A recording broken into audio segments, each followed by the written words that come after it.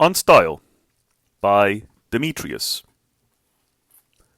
Chapter 1 Preliminary Remarks on the Period, etc. As verse is articulated by measures, such as the hemistick, the hexameter, and the like, so also is prose articulated and differentiated by what are called members.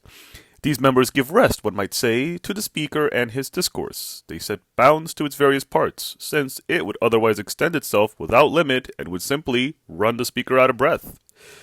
But the proper function of such members is to mark the conclusion of a thought or sentence. Sometimes a member forms a complete sentence in itself, as for example Hecataeus opens his history with the words, Hecataeus of Miletus thus relates, where a complete member coincides with a complete sentence, and both end together. Sometimes, however, the member constitutes not a complete sentence, but a part of it, yet a complete part. For just as the arm, which is a whole of a certain kind, has parts such as fingers and forearm, which themselves, again, are wholes, inasmuch as each of them has its proper limits, and itself is made up of parts, so also a complete sentence, when it is extensive, may very well comprise within itself parts which themselves are integral. At the beginning of the Anabasis of Xenophon, an example will be found in the words Darius and Peripatetic down to the younger Cyrus. This is a fully completed sentence of which the two members contained in it are parts, but each of these, within its own limits, conveys a meaning which is in a measure complete. Take the words Darius and Peripatetic had sons. The thought that sons were both born to Darius and Peripatetic has its own completeness. The second member, in the same way, conveys the complete thought that the elder was Artaxerxes, the younger Cyrus. Accordingly, as I maintained, a member must be understood to comprise a thought which either is a complete sentence or forms an integral part of one. Members should not be made very long, otherwise the composition becomes unwieldy or hard to follow. With rare exceptions, poetry is not written in measures of greater length than 6 feet, since it would be absurd that measures should be without measure, and that by the time the line comes to an end, we should have forgotten when it began. But if long members are out of place in discourse owing to the unwieldy character, so also are brief members for the reason that they produce the so-called arid composition, exemplified in the words of life is short, art long, opportunity fleeting. The composition here seems to be minced fine and may fail to impress because everything about it is so minute. Occasionally a lengthened member is appropriate, for example in elevated passages, as when Plato says, at times God himself guides this universe and helps to roll it in course. The elevation of the language corresponds, it may be said, to the length of the member. It is because its length fits it for heroic subjects that the hexameter is called heroic verse. The Iliad of Homer could not fittingly be written in the brief lines of Archilochus. Example, staff sorrow-stricken, or who made thy wits swerve from the track, nor in the lines of Anacreon. Example, bring water, bring wine too, page boy. That is just the rhythm for an old man drunk, but not for a hero in battle. Sometimes then a long member may be appropriate for the reasons given. At other times a short one may be fitting, as when our subject is something small. Xenophon, for example, says of the river Teleboas, in the passage where he describes the arrival of the Greeks on its banks, it was not large, beautiful it was, though. The slight and broken rhythm brings into relief both the smallness and the beauty of the river. If Xenophon had expanded the idea and said, this river was in size less than other rivers, but in beauty it surpassed them all, he would have failed in propriety, and we should have had the so-called frigid writer. Concerning frigidity, however, we must speak later. Short members may also be employed in vigorous passages.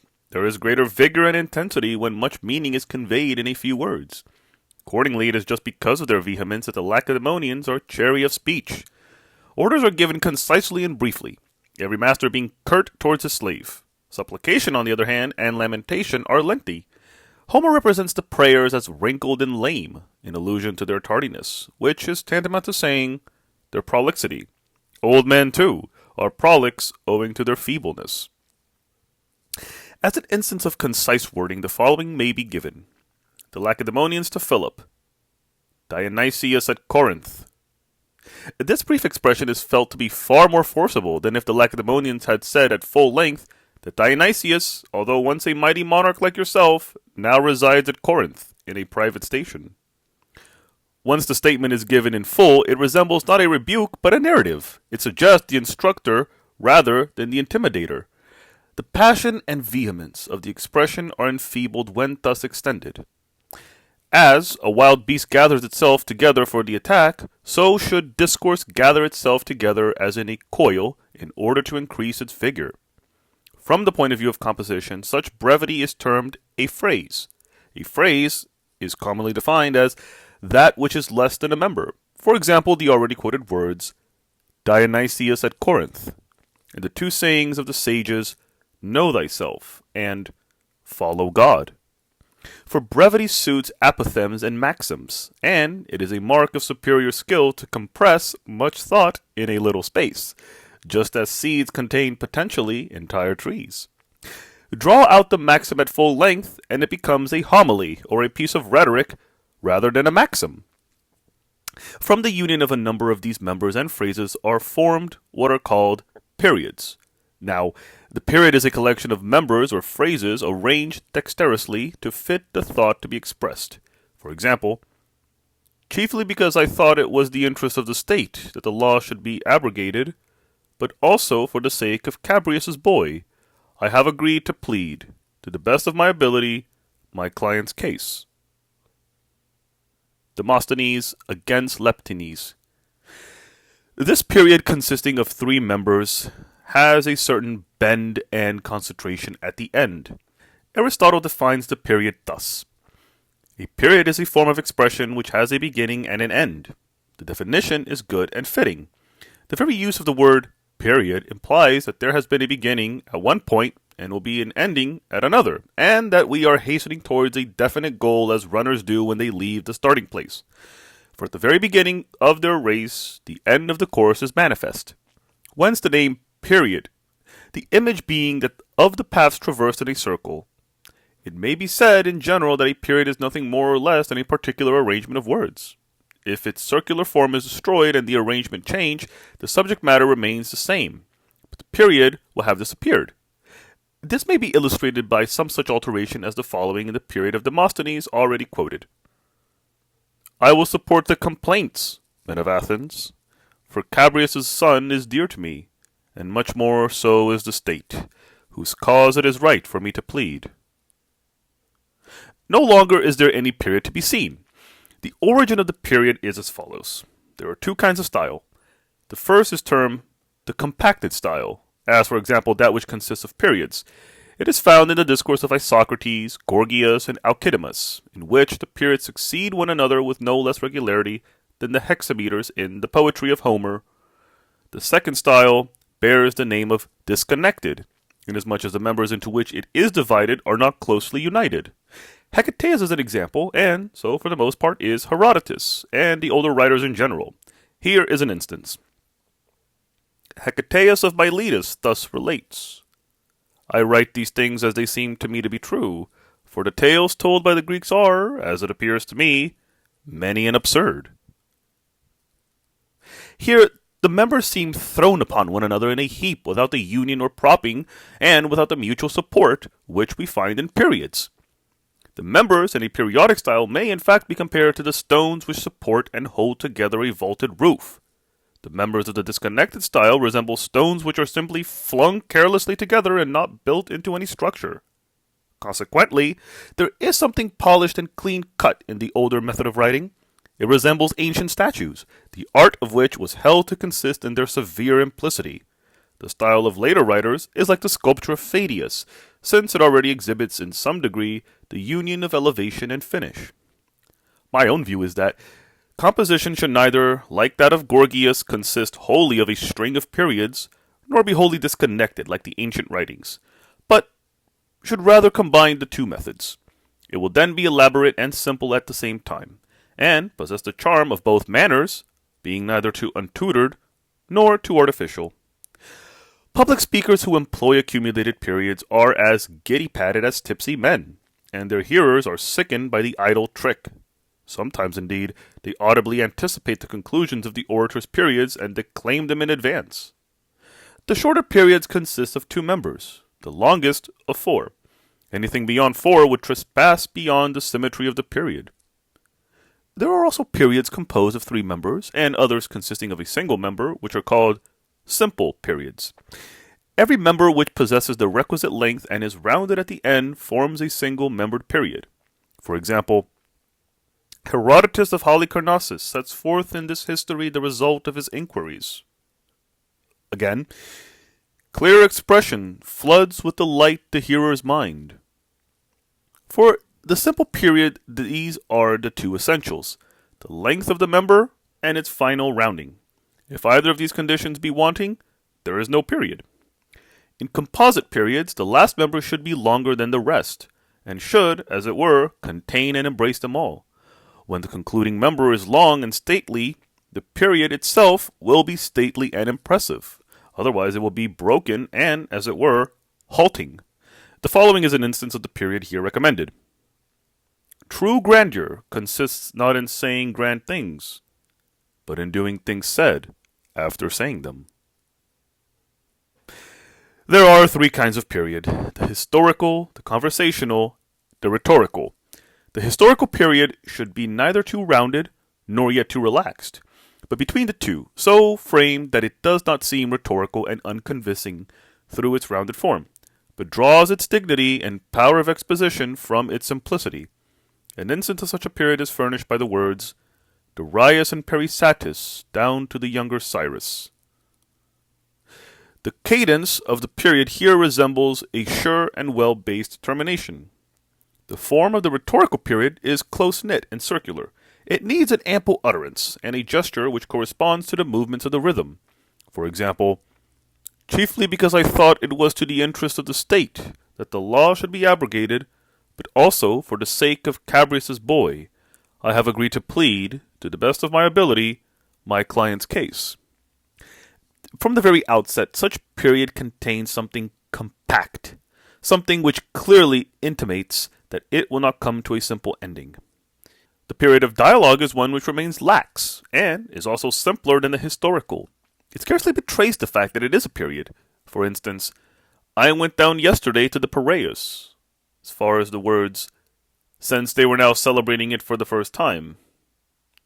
The members are flung one upon another as in disjointed style, and when we reach the end, we can hardly realize that the words form the period, for the period used in dialogue should be a form of writing midway between the resolved and the compacted style, and compounded of both in equal measure. Such are the kinds of periods. Periods can also be formed of contrasted members. The antithesis may lie in the thought, sailing across the mainland and marching across the sea. Or it may be twofold, of thought and of expression, as in the same period. Members which are only verbally contrasted may be illustrated by the comparison drawn between Helen and Hercules.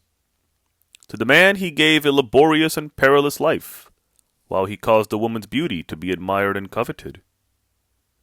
Here, article is opposed to article, connective to connective, like to like, from the beginning to the end, caused to gave, admired to laborious, coveted to perilous.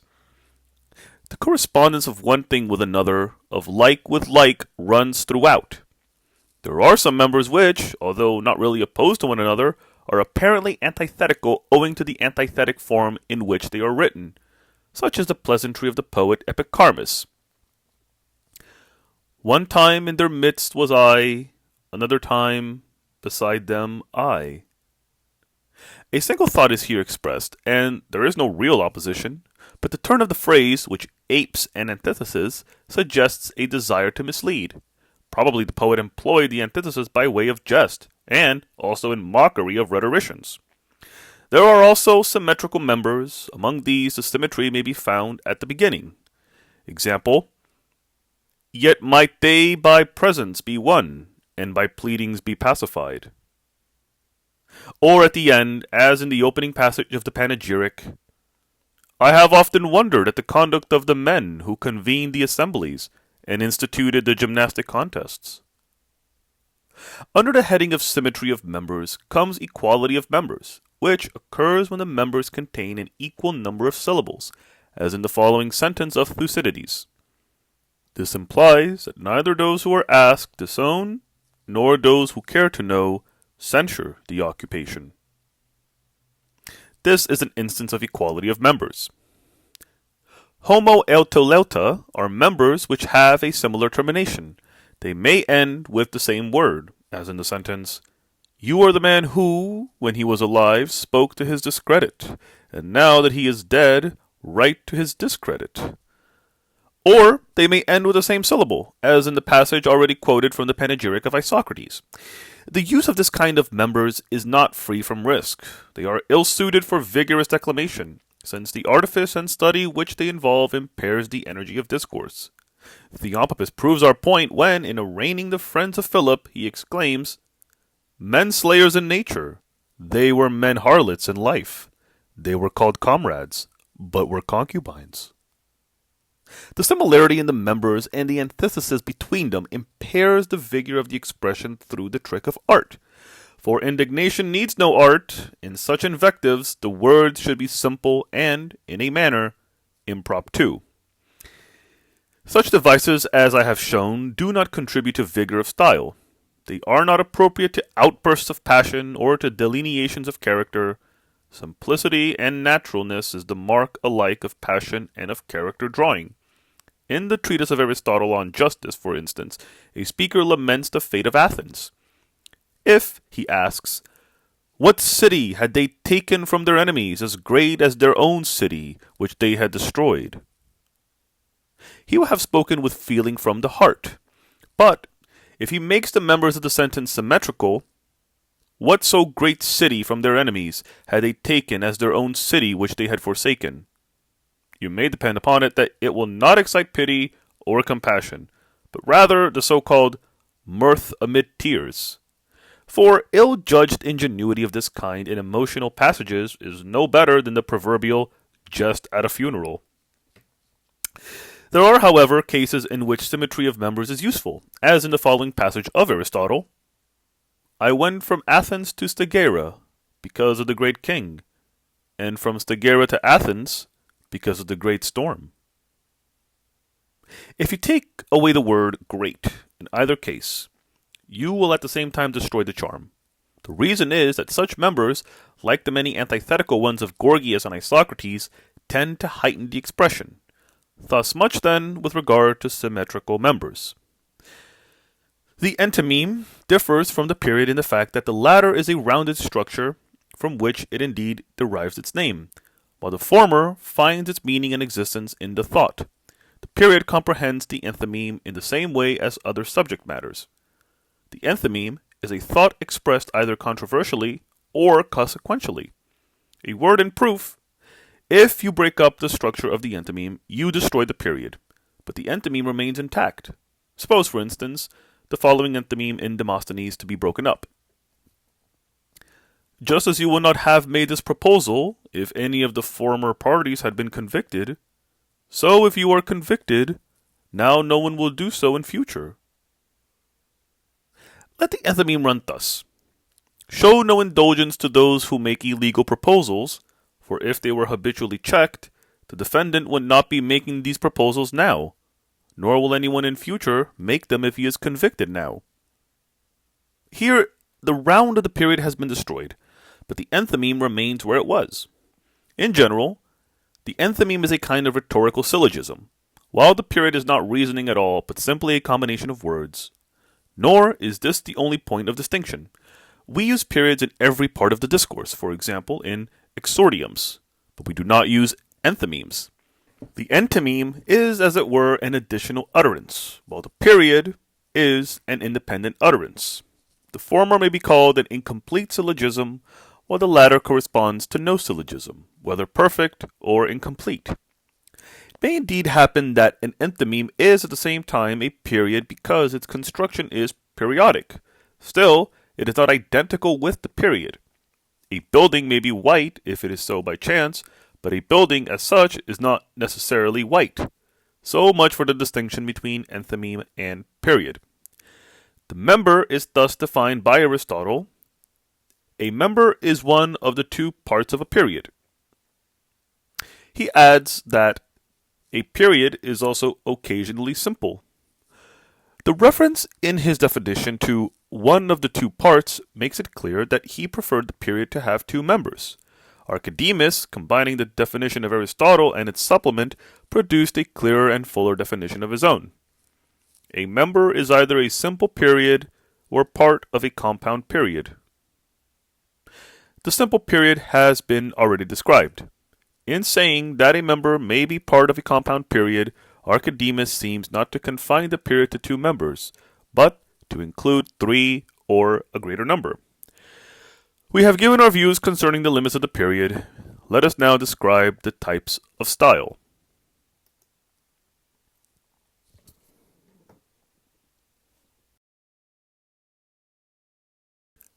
Chapter 2. The Elevated Style. The simple types of style are four in number: the plain, the elevated, the elegant, the forcible. In addition, there are the various combinations of these types. Not every style, however, can be combined with every other. The elegant is found united with the plain and the elevated, and the forcible with both alike. The elevated and the plain alone cannot be compounded. They are so irreconcilably opposed and contrasted that some maintain that there are no other types of style besides these two, the rest being intermediate. The elegant style is thus regarded as akin to the plain, and the forcible as akin to the elevated, as though the first contains something slight and dainty, and the second something massive and grand. Such a view is absurd. We can see for ourselves that with the exception of the two opposites just mentioned, any style may be combined with any other. In the poetry of Homer, for example, as well as in the prose of Plato, Xenophon, Herodotus, and many other writers, great elevation is joined to great figure and charm. The number of types of style is, therefore, that already indicated. The mode of expression appropriate to each will be found to be of the following kind. I shall begin with the elevated style, to which today the title eloquent is given. Elevation consists in three things: thought, diction, appropriate composition. According to Aristotle, the paeonic rhythm is elevated. There are two kinds of paeon: the prokatarctic, initial, beginning with a long syllable and ending with three short ones. Example, herkato de, and the catalectic, final, the converse of the former, that is to say, beginning with three short syllables and ending with a single long one. E.g., Arabia. In the elevated style, the members should begin with a prokarctic paeon and end with a catalectic paeon, as in the passage of Thucydides, "Now it was from Ethiopia that the malady originally came." What now is the reason why Aristotle advised this arrangement of syllables? Because the members should open and end impressively, and this will be so if we begin with a long syllable and end with a long one. The long syllable has in itself something grand, and its use at the beginning is striking, while as a conclusion it leaves the hearer with a sense of elevation.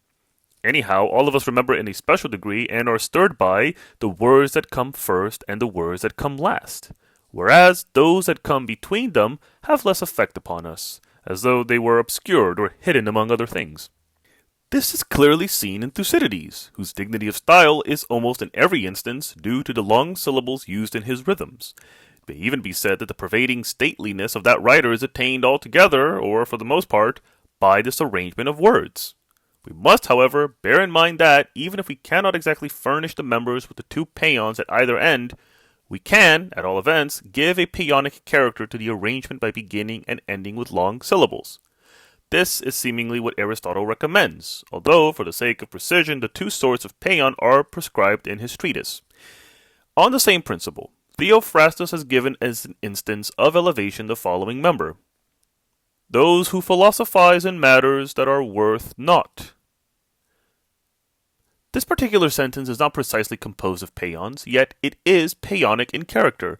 The paeon should be employed in discourse, since it is a mixed measure and so safer and derives its elevation from the long syllables and its prose character from the short ones.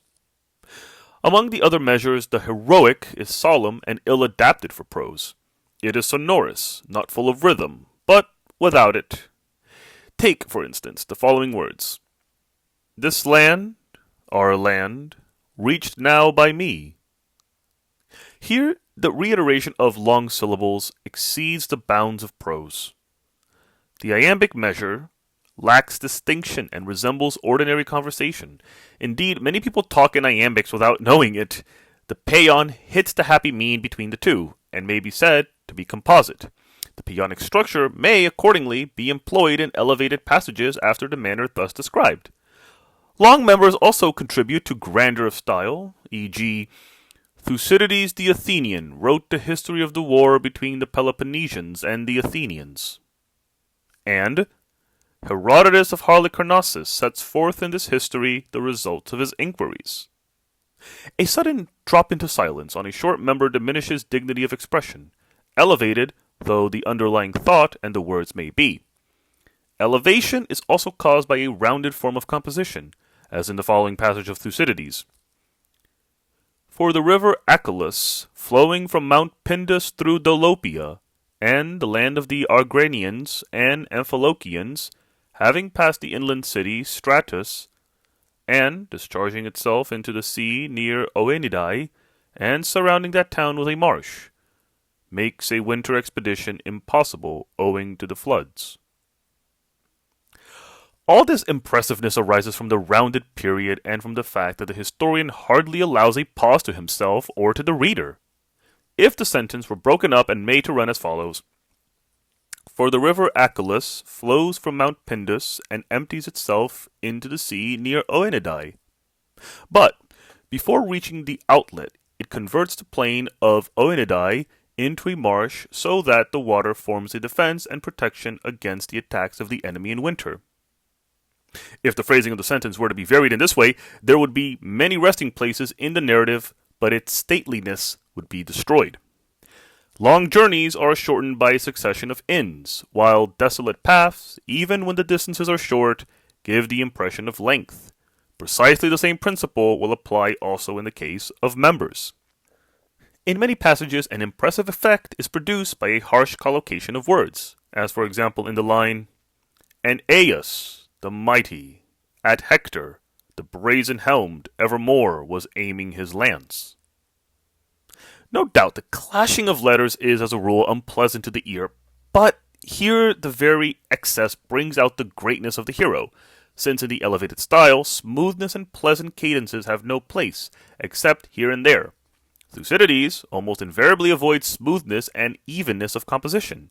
He has rather the constant air of a man who is stumbling, like travelers on rough roads, as when he says that, From other maladies this year, by common consent, was free. It would have been easier and pleasanter to say that, by common consent, this year was free from other maladies. But this would have destroyed the effectiveness of the sentence. Composition makes style impressive in the same way as rugged word does. Instances of rugged words are shrieking in place of crying, bursting in place of charging.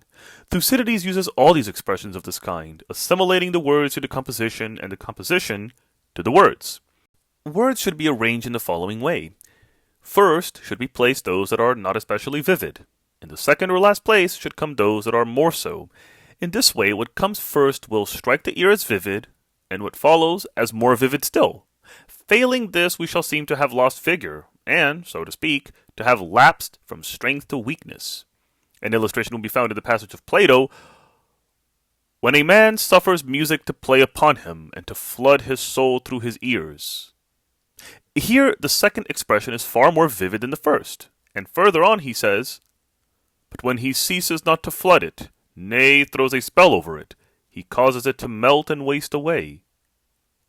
The word waste is stronger than the word melt, and approaches more nearly to poetry. If Plato had reversed the order, the verb melt, coming in the second place, would have appeared weaker.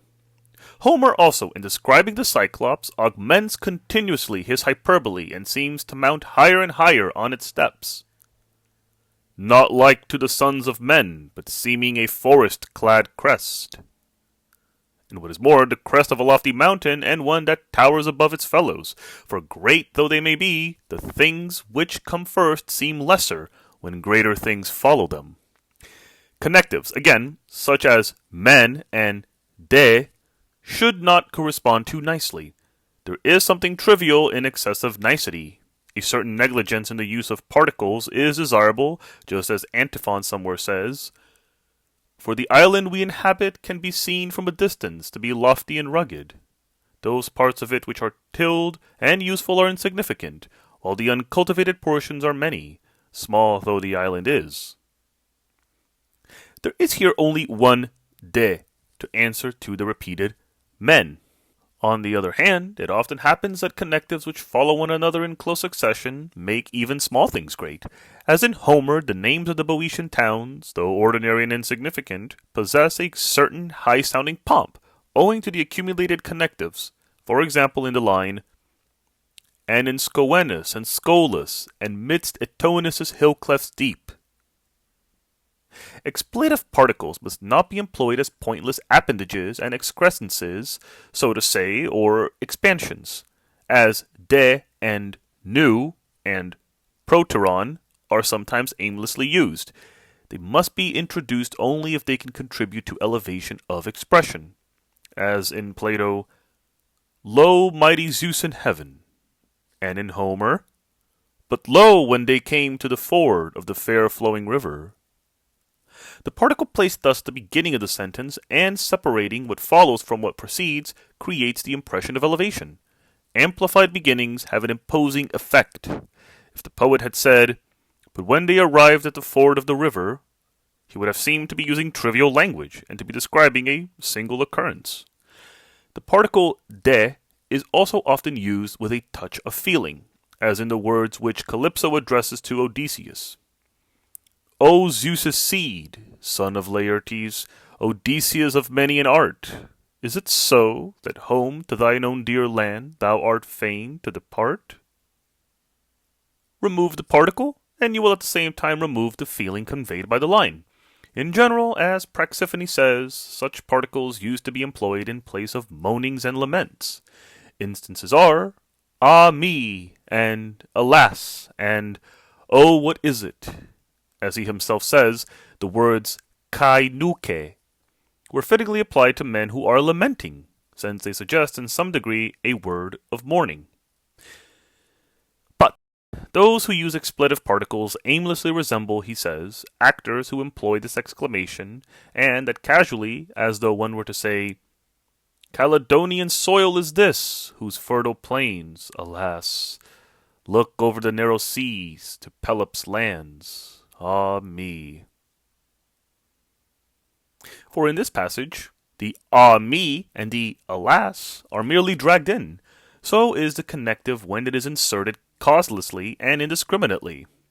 Now, while the connectives, as had been said, elevate the composition, the figures of speech are themselves a form of composition, since it is practically a matter of arrangement and distribution when you say the same thing twice, whether though repeating it, or though echoing it, or through changing its terms.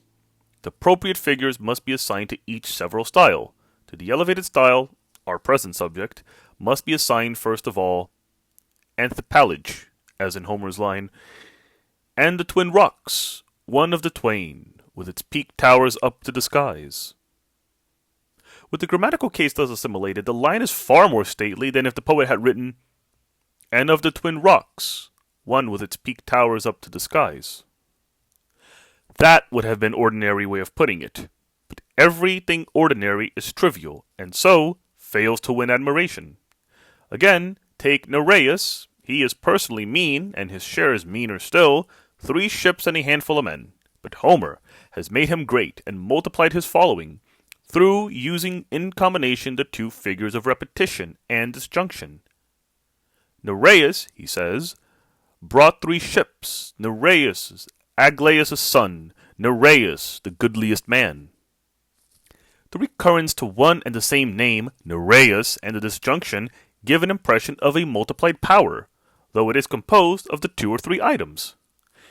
Thus, though Nereus is hardly once mentioned in the course of the action, we remember him no less than Achilles and Odysseus, who are spoken of in almost every line. The influence of the figure is the cause. If Homer had simply said, Nereus, the son of Aglaea, brought 3 ships from Cyme, this would have been tantamount to passing over Nereus in silence. It is with writing as with banquets, where a few dishes may be so arranged as to seem many. In many passages, however, the opposite figure to separation, vis-a-vis combination, tends to elevation of style, e.g., to the war flocked both Greeks and Carians, and Lycians, and Pamphylians, and Phrygians. The repeated use of the same conjunction gives the impression of an innumerable host. But in such a phrase as high-arced, foam-crested, the omission of the conjunction and lends an air of greater distinction to the discourse than its insertion would have done, high-arced and foam-crested. In constructing a sentence, it is well, in order to attain elevation, not to keep the same case, but to follow the example of Thucydides when he writes, And being the first to step on the gangway, he swooned, and when he had fallen upon the forepart of the ship, his shield dropped into the sea. This is far more striking than if he had retained the same construction, and had said that he fell upon the forepart of the ship and lost his shield. The repetition of a word also conduces to elevation, as in the following passage of Herodotus. There were huge serpents in the Caucasus, huge and many. The reiteration of the word huge imparts a certain impressiveness in the style. Overloading with figures should, however, be avoided, as betokening lack of taste and producing a certain inequality of style. The ancient writers, it is true, employ a number of figures in their works, but they employ them so artistically that their writing is more natural than that of those who eschew them entirely. With regard to hiatus, different opinions have been held by different persons. Isocrates and his followers avoided hiatus, while others have admitted it whenever it chanced to occur. The true course lies between the 2 extremes. The compositions should not be noisy, as it will be if the vowels are allowed inartistically to collide just as they fall together, producing the impression of a jerky and disjointed style.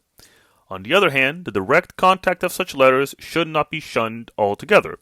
The composition will perhaps be smoother in this way, but it will be less tasteful and fall altogether flat when robbed of all the music which results from the concurrence of vowels.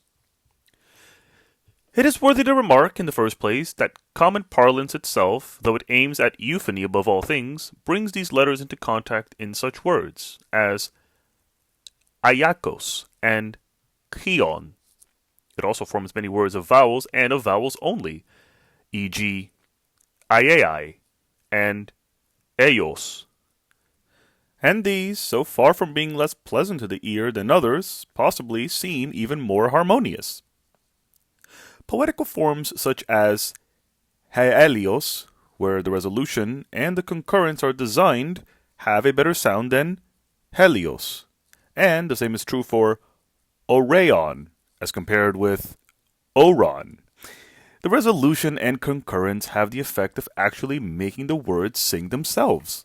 Many other words would be disagreeable if run together, but are pleasanter when they are separated and chime, e.g., Pantamentanea kai kalaestin.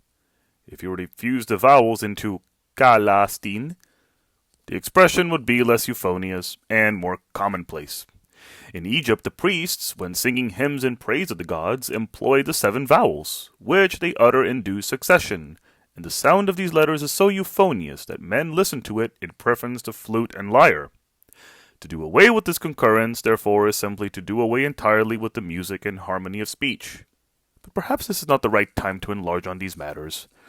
It is the concurrence of long vowels which is most appropriately employed in the elevated style, as in the words, That rock he heaved uphillward, ano oteski. The line, it may be said, is longer through the hiatus, and has actually reproduced the mighty heaving of the stone. The words of Thucydides, that it may not be attached to the mainland, me epeiros, furnish a similar example. Diphthongs also may clash with diphthongs, e.g., the place was colonized from Corcyra. Of Corinth, however, was its founder. Kerkuraioi oikistes. Well then, the concurrence of the same long vowels and of the same diphthongs contributes to elevation of style. On the other hand, the concurrence of different vowels produces, through the number of sounds employed, variety as well as elevation, as instance being the word eos and the word oyen. Not only are the letters different, but also the breathings, one being rough and the other smooth, so that there are here many points of unlikeness. In songs, too, trills can be made on one and the same long letter, songs being piled, so to say, on songs, so that the concurrence of like vowels may be regarded as a small part of a song and as a trill. These remarks must suffice on the question of hiatus and of the kind of composition appropriate to the elevated style. Elevation also resides in the nature of the subject matter. When, for instance, the subject is a great and famous battle on land or sea, or when earth or heaven is the theme, the man who listens to a great subject is promptly beguiled into thinking that the discourse itself is great. Beguiled, I say, for we must consider not so much the things narrated as the method of their narration, since great topics may be handled in a manner that is mean and below the dignity of the subject matter. Whence the saying that there are forcible writers, like Theophrastus, who give feeble utterance to forcible conceptions. The painter Nicias used to maintain that no small part of the artistic faculty was shown in the painter's choosing at the outset a subject of some amplitude. Instead of dwarfing his art to small subjects, little birds, for example, or flowers, the right subjects, he said, were such as naval battles and cavalry engagements, which give an opportunity of introducing many figures of horses running or rearing or sinking to the ground, and of horsemen falling earthward or discharging javelins. His view was that the subject itself was a part of the painter's art, just as the ancient legends were a part of the art of poetry. So it need awaken no surprise that, in the province of style also, elevation results from the choice of a great subject. The diction used in this style should be grandiose, elaborate, and distinctly out of the ordinary. It will thus possess the needed gravity, whereas usual and current words, though clear, are unimpressive and liable to be held cheap. In the first place, then, metaphors must be used, for they impart a special charm and grandeur to style. They should not be numerous, however, or we find ourselves writing dithyrambic poetry in place of prose, nor yet should they be far-fetched, but natural and based on a true analogy. There is a resemblance, for instance, between a general, a pilot, and a charioteer. They are all in command. Accordingly, it can correctly be said that a general pilots the state, and conversely that a pilot commands the ship. Not all metaphors can, however, be used convertibly like the above. Homer could call the lower slope of Ida its foot, but he can never have called a man's foot his slope. When the metaphor seems daring, let it for greater security be converted into a simile. A simile is an expanded metaphor, as when, instead of saying, "The orator Python was then rushing upon you in full flood," we add a word of comparison and say, "was like a flood rushing upon you." In this way we obtain a simile and a less risky expression. In the other way, metaphor and greater danger. Plato's employment of metaphors rather than similes is, therefore, to be regarded as a risky feature of his style. Xenophon, on the other hand, prefers the simile. In Aristotle's judgment, the so-called active metaphor is the best, wherein inanimate things are introduced in a state of activity, as though they were animate, as in the passage describing the shaft. Leapt on the foeman, the arrow keen-whetted with eager wing. And in the words, high-arced, foam-crested. All such expressions as foam-crested and eager wing suggest the activities of living creatures. Some things are, however, expressed with greater clearness and precision by means of metaphors than by means of the precise terms themselves. E.g., the battle shuddered. No change of phrase could, by the employment of precise terms, give the meaning with greater truth and clearness. The poet has given the designation of shuddering battle to the clash of spears and the low and continuous sound which these make. In so doing, He has seized upon the aforesaid active metaphor, and has represented the battle as shuddering, like a living thing. We must, however, not lose sight of the fact that some metaphors conduce to triviality rather than to grandeur, even though the metaphor be employed in order to enhance the effect. An instance is the line, "And with the thunder trumpet pealing, the boundless heaven rang rounds." The entire firmament, when resounding, ought not to have been likened to a resounding trumpet, unless on Homer's behalf the defense be advanced that high heaven resounded in the way in which the entire heaven would resound were it trumpeting. Let us therefore consider a different kind of metaphor, one which leads to pettiness rather than to grandeur. Metaphors should be applied from the greater to the less, not the other way about. Xenophon, for example, says, "On the march a part of the line surged out." He thus likens a swerving from the ranks to a surging of the sea, and applies this term to it. If, however, it were conversely to be said that the sea swerved from the line, the metaphor would possibly not be even appropriate. In any case, it would be utterly trivial. Some writers endeavor by the addition of epithets to safeguard metaphors which they consider risky. In this way, Theognis applies to the bow the expression "lyre without cords," when describing an archer in the act of shooting.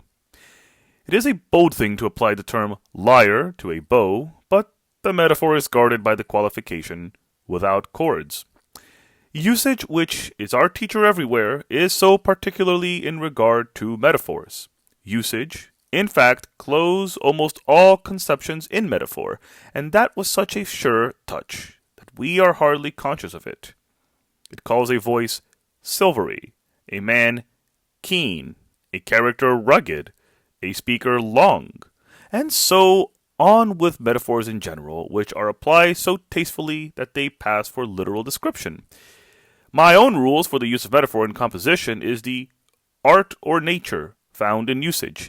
Metaphors have in some cases been so well established by usage that we have no longer required the literal expressions. But the metaphor has definitely usurped the place of the literal term. For instance, the eye of the vine, and so forth.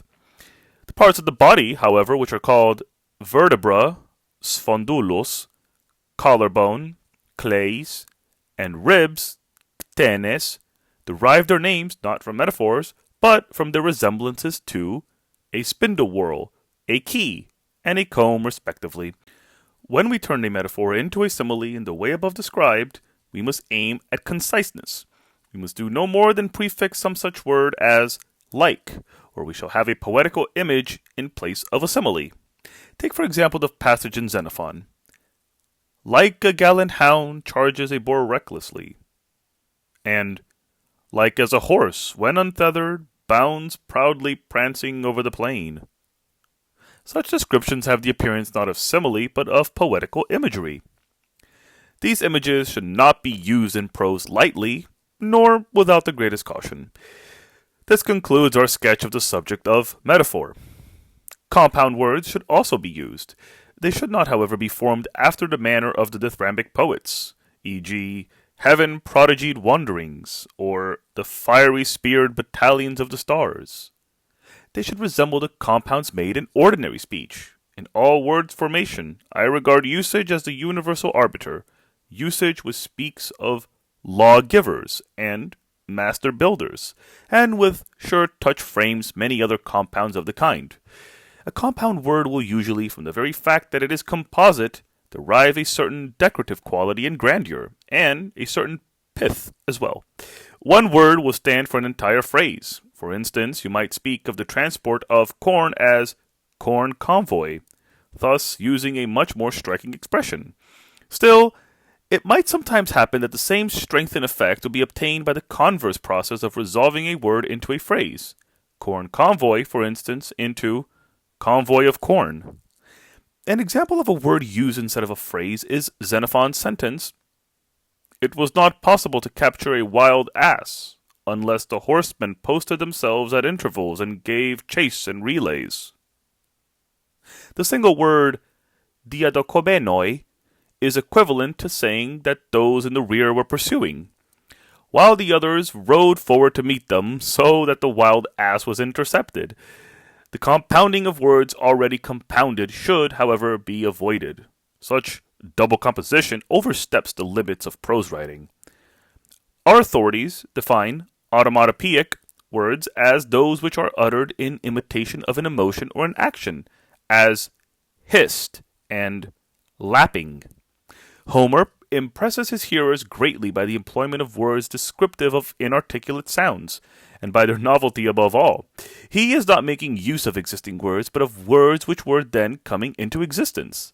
Moreover, the creation of a fresh word analogous to words already in use is regarded as a kind of poetic gift. As a word maker, Homer seems, in fact, to resemble those who first gave things their names. The foremost aim in the formation of words should be clearness and naturalness. The next, due analogy with established words. A writer should not have the appearance of introducing Phrygian or Scythian words among those of Greece.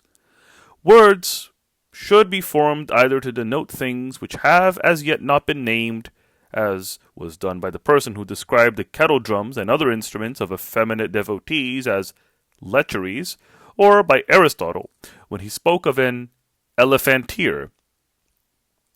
Or again, a writer may independently fashion words from existing ones, as when someone gave the name of boatman to one who rows a boat, or as when Aristotle called a man who lives by himself a solitary.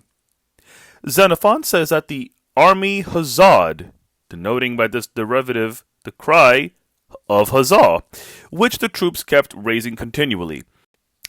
The practice is, however, as I said, full of risk even for the poets themselves. It may be added that a compound is a kind of manufactured word, everything which is put together springing manifestly from certain existing material. There is a kind of impressiveness also in allegorical language. This is particularly true of such menaces as that of Dionysius. Their cicalas shall chirp from the ground. If Dionysius had expressed his meaning directly, saying that he would ravage the Locrian land, he would have shown at once more irritation and less dignity. In the phrase actually used, the speaker has shrouded his words, as it were, in allegory. Any darkly hinting expression is more terror-striking, and its import is variously conjectured by different hearers. On the other hand, things that are clear and plain are apt to be despised, just like men when stripped off their garments.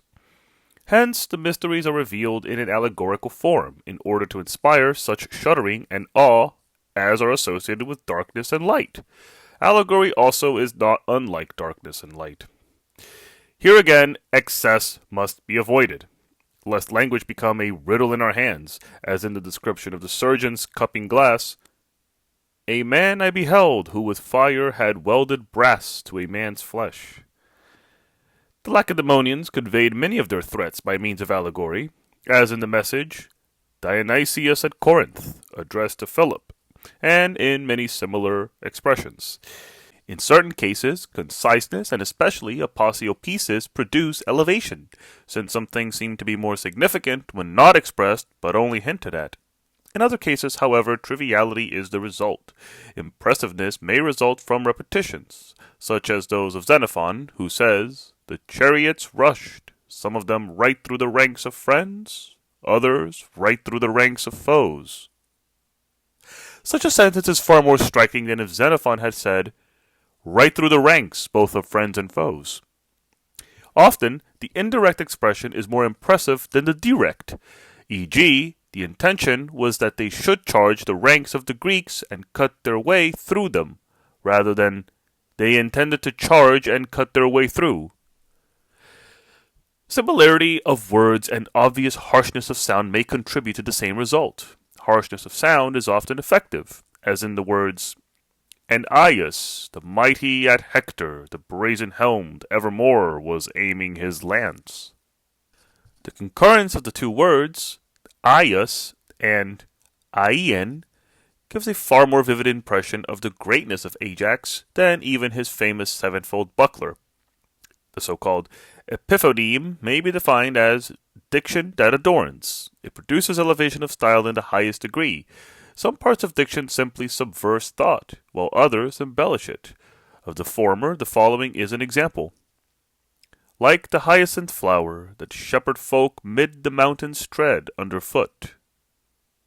The embellishment comes with the added clause, and lo on the earth her bloom dark splendid is shed. The addition thus made to the preceding lines clearly adorns and beautifies. The poetry of Homer abounds in such instances. I have taken them out of the smoke, say thou, for they seem no more like those that Odysseus left when he sailed for the Trojan shore, but marred wherever the reefs of the fire reek were wont to roll.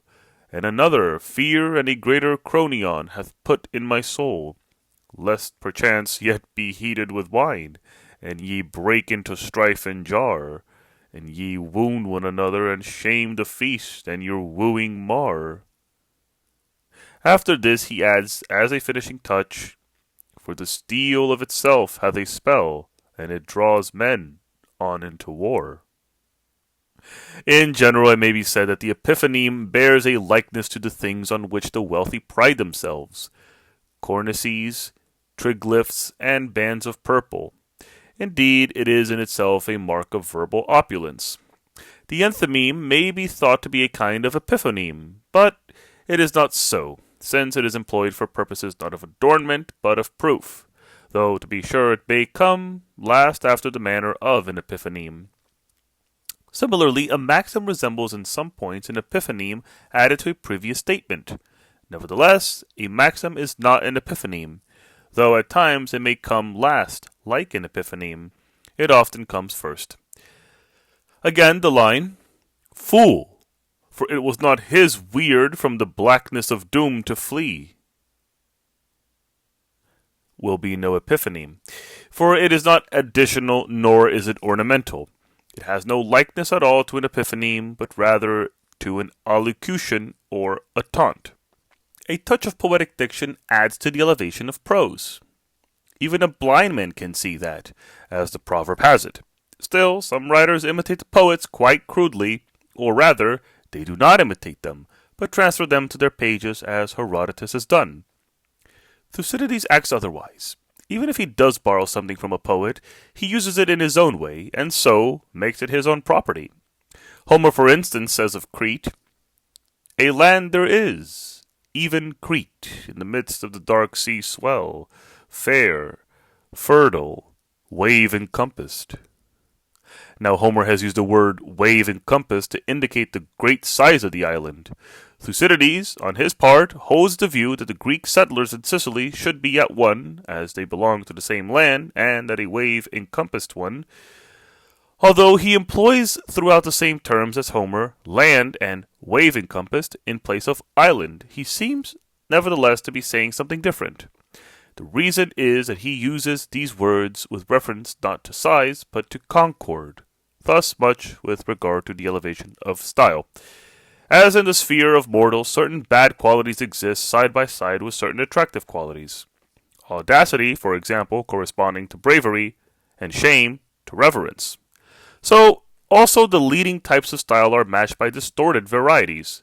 We will first speak of the style which is next neighbor to the elevated. Its name is frigid, and it is defined by Theophrastus as that which transcends the expression appropriate to the thought, e.g., chalice unbased is not intabulated. Here, the meaning is, a cup without a bottom is not placed upon a table. The subject, being trivial, does not admit of such magniloquence. Frigidity, like elevation, arises at 3 points. One of these is the thought itself, as when a writer once said, in describing how the Cyclops cast a boulder after the ship of Odysseus, when the boulder was in mid-career, goats were browsing on it. The words are frigid because the conceit is extravagant and impossible. In diction, Aristotle says that frigidity is of fourfold origin, arising from 1. Strange terms, 2. Epithets, as when Alcidamas speaks of moist sweat, 3. Composites, when words are compounded in a dithyrambic manner, as with the expression desert wandering, which someone uses, and with other pompous expressions of the kind, and 4. Metaphors, e.g., crisis, pale, and trembling. Frigidity of diction may therefore arise in four ways. Composition is frigid when it lacks good rhythm, or lacks all rhythm, having long syllables from beginning to end. This land, our land, which I now reach, which I find all upstirred. On account of the succession of long syllables, the sentence is highly questionable and entirely lacking in prose rhythm. It also is a mark of frigidity to introduce, as some men do, one metrical phrase after another in prose, the close succession of which thrusts them on the attention. A bit of verse out of place is just as inartistic as the disregard of metrical rules in poetry. There is a sort of general analogy between imposture and frigidity. The impostor boasts, facts notwithstanding, that qualities belong to him which do not. In like manner, also the writer who invests trifles with pomp resembles one who gives himself airs about trifles. A heightened style used in connection with a trivial subject recalls the ornamented pestle of the proverb. There are, however, people who hold that we ought to use a grand language of little things. They regard this as proof of surpassing power. For my own part, I can forgive the rhetorician Polycrates who eulogized like another. Agamemnon with antitheses, metaphors, and every trick of eulogy. He was jesting and not in earnest. The very inflation of his writing is but pleasantry. I have no objection to jesting, as I say, but fitness must be observed, whatever the subject, or, in other words, the style must be appropriate, subdued for humbler topics, lofty for high themes. Xenophon obeys this rule when he says of the small and beautiful river Teleboas, "This was not a large river, beautiful it was though." Through the conciseness of the construction and through placing the though at the end of the sentence, he has almost brought before our eyes a very small river. Another writer, on the contrary, when describing a river like the Teleboas, said that it rushed from the hills of Larium and disembowed into the sea, as though he were describing the cataracts of the Nile or the mouths of the Danube. All expressions of this kind are frigid. Small things, however, may be magnified in another way, and that not an unbecoming, but sometimes a necessary way. For instance, when we wish to exalt a general who had succeeded in some small enterprise, as though he had actually won great triumphs. Or we may have to justify the ephor at Lacedaemon for scourging a man who played ball with a studied disregard of the custom of the country. The offense at first strikes the ear as a trivial one. Consequently, we solemnly descant upon its gravity, pointing out that men who permit small malpractices open the way to more serious ones, and that we ought to punish for small transgressions rather than for great. We shall further adduce the proverb, "the thin end of the wedge," showing how it bears upon the trifling offense. Or we shall go so far as to maintain that no offense is trifling. In this way, we can magnify a small success, though not at the cost of propriety. As what is great can often be depreciated with advantage, so can what is lowly be exalted. The most frigid of all figures is hyperbole, which is of three kinds, being expressed either in form of likeness, as a match for the winds in speed, or of superiority, as wider than snow, or of impossibility, as with her head she has smitten the sky. Indeed, every hyperbole transcends the possible. There could be nothing wider than snow, nor anything a match for the winds in speed. However, the particularly hyperbole already mentioned is specifically impossible, and so the very reason why every hyperbole seems, above all things, frigid is that it suggests something impossible. This is the chief reason also why the comic poets employ the figure.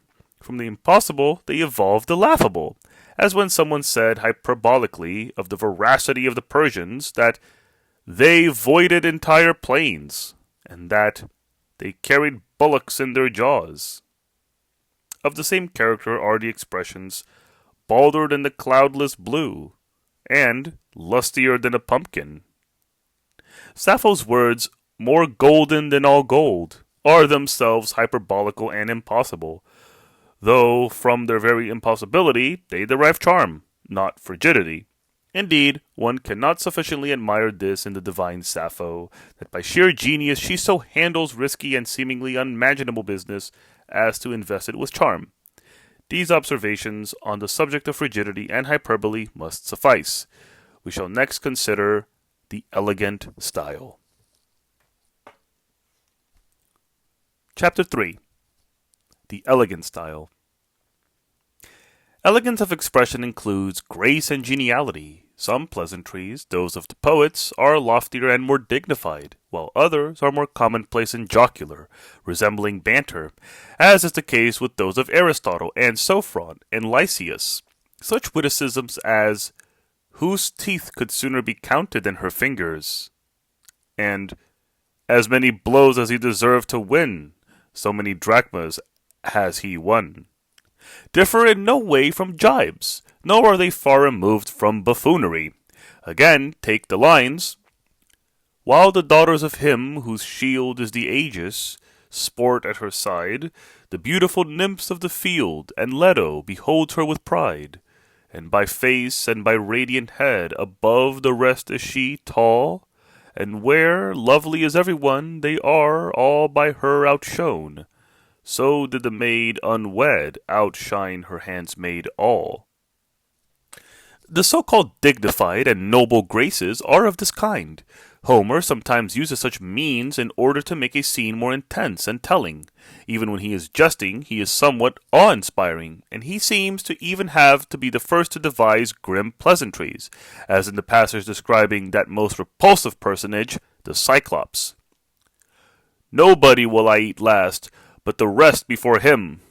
That guest gift of the Cyclops. No other circumstance reveals so clearly the grimness of the monster, not his supper made from the two of the comrades of Odysseus, nor his cracked door, nor his club, as this single jest.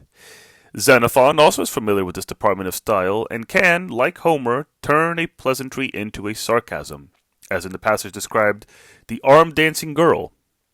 A Greek was asked by the Paphlagonian whether their women accompanied them to wars. "Yes," he replied, "for they routed the great king." This pleasantry has a double point, clearly, implying in the first place that it was not mere women who accompanied them, but Amazons, and the other hint is that it was at the great king, who is taunted with being such a poor creature as to be worsted by women.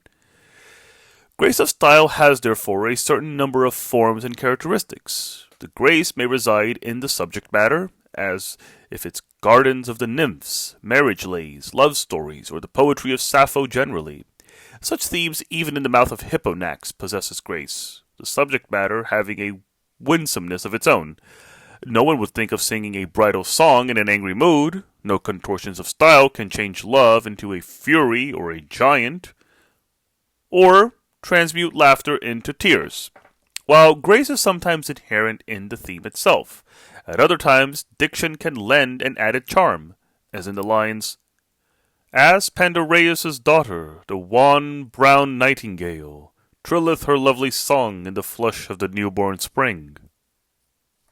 This passage refers to the nightingale, which is a delightful songstress, and to the spring, which is a delightful season of the year.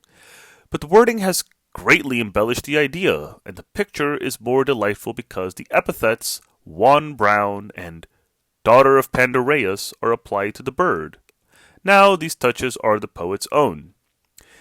It often happens that unattractive and somber as the subject matter in itself may be, it sparkles in the writer's hands. This secret seems to have first been discovered by Xenophon, having for his subject so grave and gloomy a personage as the Persian Aglaticus. Xenophon makes at his expense the pleasant jest. "One could sooner strike fire from your skull than laughter." This is the most effective kind of charm, and that which most depends upon the writer. The subject matter may in itself be somber and hostile to charm, as with Aglaticus, but the writer shows that even with such material, one can jest. There is the possibility, so to speak, of being cooled even by what is hot, or warmed with things cold. Now, That the varieties of the graceful style and its elements have been indicated, we will next indicate its sources. As we have already said, it consists partly in expression and partly in subject. So we will present the sources severally, beginning with those of expression. The very first grace of style is that which results from compression, when a thought which would have been spoiled by dwelling on it is made graceful by a light and rapid touch. Xenophon will furnish an example.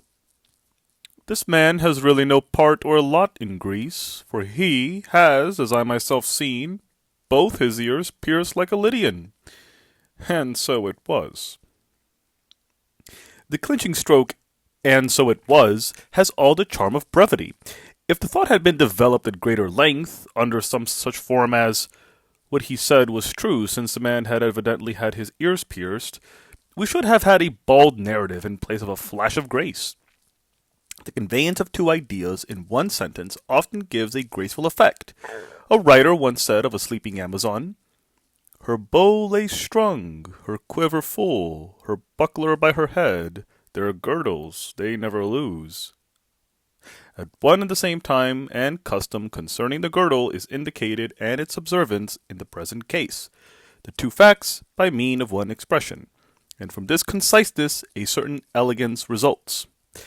Grace of style comes in the second place from arrangement. The very thought which, if placed at the beginning or middle of a sentence, would have no charm, is often full of grace when it comes at the end. This is the case with a passage of Xenophon relating to Cyrus. As present he gives him a horse, a robe, a linked collar, and the assurance that his country should be no longer plundered. It is the last clause in the sentence, vis-a-vis the assurance that his country should no longer be plundered, which constitute its charm, the gift being so strange and unique, and the charm is due to the position of the clause. Had it been placed first, the anticlimax would have spoiled it, as, for example, he gives them as presents the assurance that his country should be no longer plundered, and also a horse, a robe, and a linked collar. As it is, he has put the first accustomed presents and added in conclusion the novel and unusual gift. It is the total effect that constitutes the charm. The graces that spring from the employment of figures are manifest and abound most of all in Sappho. An instance in point in the figure reduplication, as when the bride addressing her maidenhood says, "Maidenhood, maidenhood, whither away, forsaking me?" And her maidenhood makes reply to her in the same figure, "Not again unto thee shall I come, for I, not again unto thee." The thought thus expressed has more grace than if it had been expressed only once and without the figure. Reduplication, it is true, seems to have been devised more particularly with a view to giving energy to style, but in Sappho's hands even the most passionate energy is transfigured with grace. Sometimes also Sappho makes graceful use of the figure anaphora, as in the lines on the evening star. "O evening star, thou bringest all that's best, the sheep, the goat, thou bringest home to rest, the child thou bringest to the mother's breast." Here the charm lies in the repetition of the verb "thou bringest," which has the same reference throughout. Many other examples of graceful language might easily be cited. It is attained, for instance, by choice of words or by metaphor, as in the passage about the cicala. "From 'neath his wings he pours a strain of piercing notes. Far up that fiery vapor veil it soars, which over the landscape floats." Another source is a dithyrambic compound such as, "O Pluto, lord of sable-pinioned things, this do thou, 'twere more dread than all their wings." Such freaks of language are best suited for comic and satiric poetry. Yet another source is unique expressions, as when Aristotle says, "The more self-centered I am, the more myth-enamored I become." Coined words, again, are another source, as in the same author and passage. "The more solitary and self-centered I am, the more myth-enamored I become." The word self-centered is of a more unique character than the word solitary, which is formed from soul. Many words owe their charm to their application to a special object. For example, "Why, this bird is a flatterer and a rogue." Here, the charm is due to the fact that the bird is upbraided as though it were a person, and that the writer has called the bird by unusual names. Such graces as these are due to the language pure and simple. Grace may also spring from the use of imagery. Thus Sappho says of the man that stands out among his fellows, preeminent, as mid alien men is Lesbos' bard. In this line, charm rather than grandeur is the outcome of comparison. It would have been possible had the aim been different to speak of a superiority such as the moon or the sun possesses in brightness over the other orbs, or to use some still more poetical image. The same point is illustrated by Sophron, who writes, "See, dear, what rain of leaf and spray the boys upon the men are showering. Thick as flew Trojan darts, they say, at Aias huge in battle towering."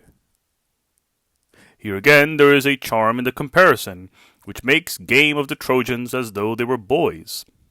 There is peculiar Sapphic grace due to recantation. Sometimes Sappho will say a thing and then recant, as though she had a fit of repentance. For example, "High upreared the raftered hall, builders of the bridal dwelling, the bridegroom comes as Ares tall, a tall man's stature far excelling." She checks herself, as it were, feeling that she had used an impossible hyperbole, since no one is as tall as Ares. The same feature appears in the story of Telemachus. The two hounds were fastened in front of the court. I can tell you the very names of the hounds, but what use would it be for me to tell you their names? The narrator, with this sudden turn, puts you off by means of a jest, and fails to disclose the names. Charm may also bring from a reference to the verses of another writer. Aristophanes somewhere, when mocking at Zeus because he does not smite sinners with his thunderbolt, says, "Nay, his own fane he smites, and his thunderbolt lights upon Sunium, Attica's headland." In the end, it seems as though it were not Zeus that is burlesque, but Homer and the Homeric line, and this fact increases the charm. Certain veiled meanings, too, have a kind of piquancy about them, as in the words, "Delphians, that bitch of yours bears a child." Another example will be found in the words of Sophron with regard to old men. "Here, I too in your midst, whose hair, like mine, is white as snow, wait, ready to put out to sea until the fair wind blow. Yea, for the old the word is still, the anchors weighed, I trow." Similar allegories refer to women, as the following, in which fish are in question. "Razor fish and oyster sweet, the widow woman's dainty meat." Such jests are gross and only suited to the lower varieties of drama. There is also some charm in the unexpected, as in the Cyclops' words, "Nobody will I eat last." A guest gift of this kind was as little expected by Odysseus as it is by the reader. So Aristophanes says of Socrates, that he first melted some wax, and a pair of compass the sage then grabbed, and from the wrestling ground a coat he nabbed. The charm in these instances is derived from two sources. Such pleasantries are not only added unexpectedly, but they have no sort of connection with what precedes them. Such want of eloquence is called gryphus, and an example of it is furnished by Bullius in Sophron's mime, who delivers an utterly incoherent speech. Another instance is in the prologue of Menander's Women of Messenia. Again, a similarity in the members of a sentence often produces a graceful effect, as when Aristotle says, "I went from Athens to Stagira because of the great king, and from Stagira to Athens because of the great storm." It is through ending both members with the same word that he produces this pleasant effect. If from either member you strike out the word great, the charm thereupon vanishes. Persiflage can sometimes be made to resemble urbanity. In Xenophon, for example, Heraclides, who is with Seuthes, approaches each of the guests at table and urges him to give whatever he can to Seuthes. There is a certain urbanity in this, and persiflage at the same time. Such are the graces which appertain to style, and such the sources from which they are derived. Among the graces which relate to subject matter, we must reckon those which spring from the use of proverbs. By its very nature, there is a certain piquancy in a proverb. Sophron, for instance, speaks of Epioles, who throttled his sire, and elsewhere, he has painted the lion from the claw, he has polished a ladle, he has skinned a flint. Sophron employs 2 or 3 proverbs in succession, so as to load his style with elegances. Almost all the proverbs in existence might be collected out of his plays. A fable also, when neatly introduced, is very piquant. The fable may be a long-established one, as when Aristotle says of the eagle, it perishes of hunger when its beak grows more and more bent. This fate it suffers, because once, when it was human, it broke the laws of hospitality. He thus makes use of a familiar fable, which is common property. We can often invent fables of our own apposite to the matter in hand. A writer once referred to the belief that cats thrive or pine according as the moon waxes or wanes, and then added one of his own inventions. Whence the fable that the moon gave birth to the cat? The charm does not simply depend on the actual trick of invention, but the fable itself sparkles with a certain charm, making the cat the child of the moon. Charm is often the result of a revulsion from fear, as when a man groundlessly fears a strap, mistaking it for a snake, or a pan, mistaking it for an opening in the ground. Such mistakes are rather comic in themselves. Comparisons also are full of charm. If, for instance, you compare a cock to a Persian because of its stiff upstanding crest, or to the Persian king because of its brilliant plumage, or because, when the cock crows, we startle with fear as though we heard the loud call of the monarch, the charms of comedy arise especially from hyperboles, and every hyperbole is of an impossible character, as when Aristophanes says of the veracity of the Persians that, for loaves they roasted oxen whole in pipkins. And of the Thracians, another writer says, Medaces, their king, was bearing a bullock whole between his teeth.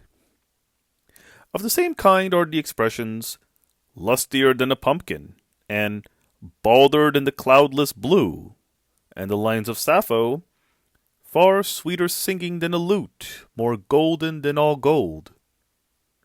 All these ornaments, different as they are from each other, have their source in hyperbole. The humorous and the charming must not be confused. They differ, first of all, in their material. The materials of charm are the gardens of the nymphs, loves, things not meant for laughter, while laughter is provoked by Eris or Thersites. They will differ, therefore, as much as Thersites differs from the god of love. They differ further in actual expression. The idea of charm is evolved as an accompaniment to ornament and by means of beautiful words, which conduce most of all to charm. For instance, earth myriad garlanded is rainbow-hued, and the pale-olive nightingale.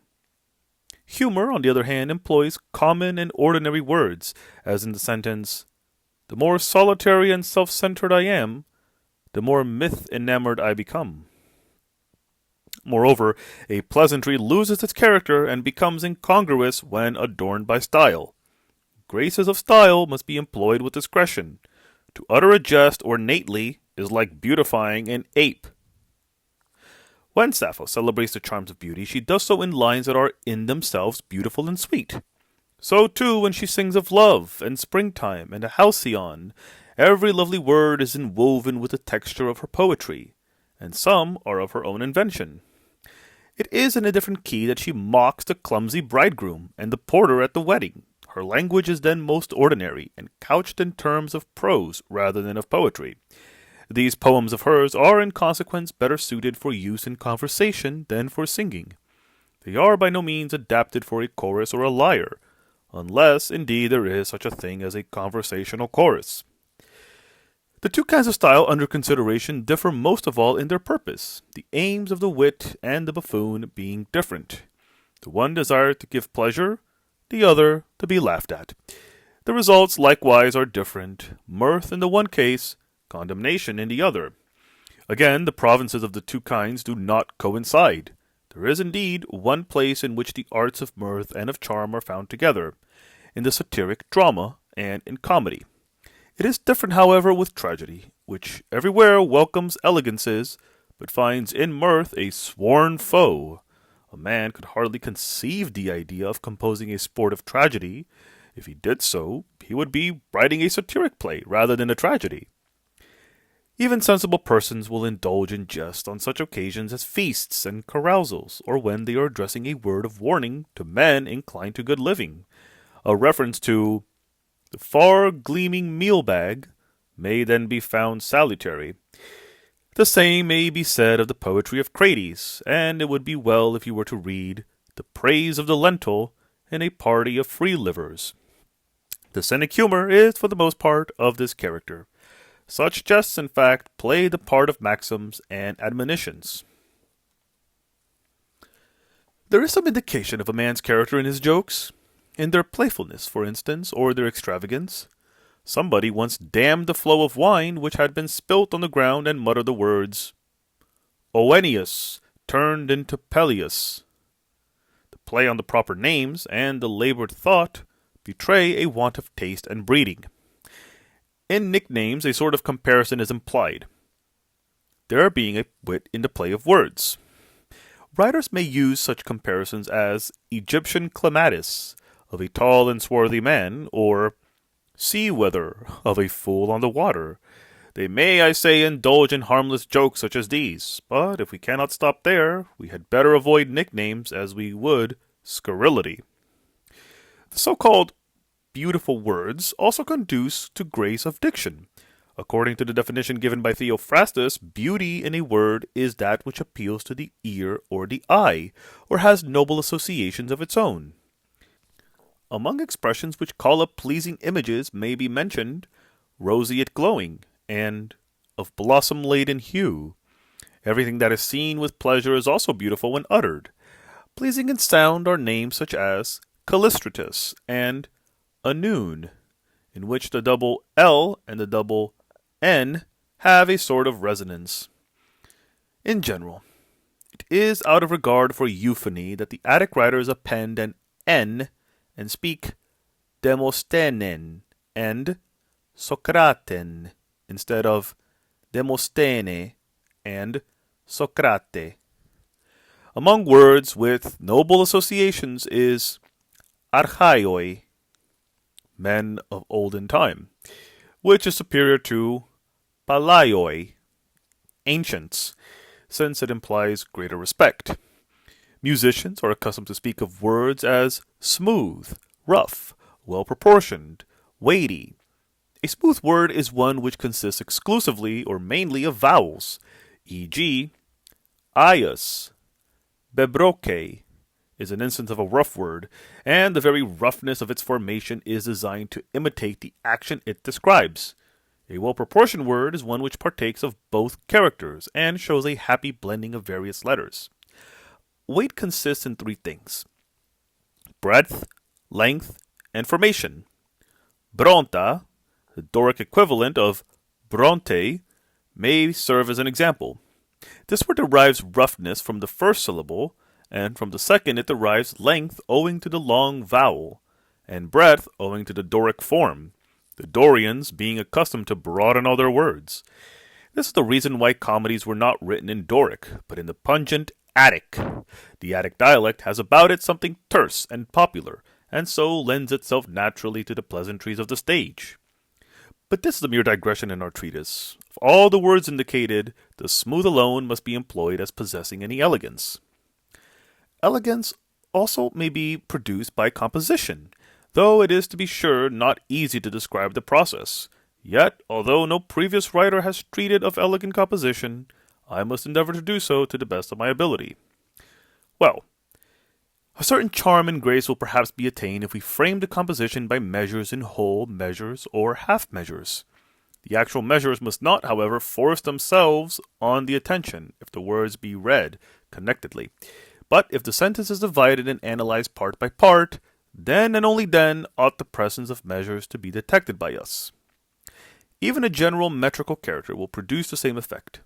The charm of this pleasing device steals on us before we are aware. The trait is a favorite one of the Peripatetics, as well as with Plato, Xenophon, and Herodotus, and it is found in many passages of Demosthenes. Thucydides, on the other hand, shuns it. An illustration of such writing may be quoted from Dicaearchus, who says, At Elia in Italy sojourning, an old man now, and stricken in years. The close of each member has something of a metrical cadence, but the fact is disguised through the linking of the words in one series, and greater charm results.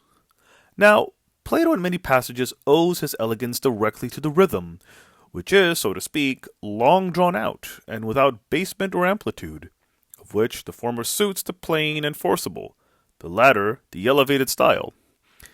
His members seem to glide along and to be neither altogether metrical nor unmetrical, as in the passage about music beginning, as we were saying a moment ago. And again, in warbling and reveling in song he passes his life wholly. And once more, should he see any symptom of passion, like steel would he temper it.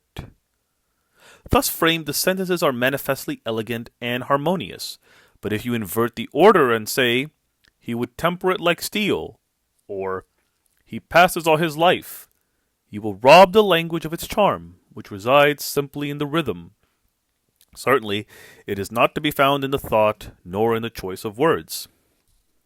Plato employs a delightful cadence again, when saying, with regard to musical instruments, the lyre for you is left then, in the town. Invert the order and say, in the town is left for you, and you will be doing what is tantamount to changing the melody.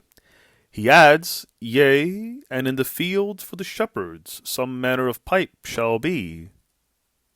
By this long unbroken clause, he has, in a manner quite charmingly, imitated the sound of the pipe.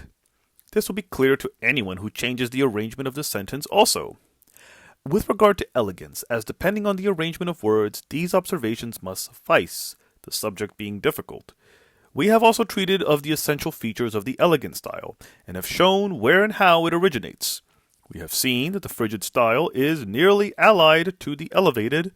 In the same way, there is a defective style perilously near to the elegant, and to this I give the current name of affected. This, like all the rest, falls under three heads.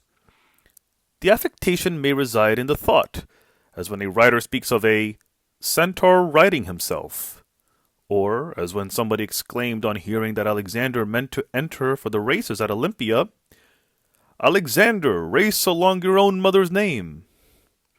May be also found in the words as smiled the dulcet-colored rose.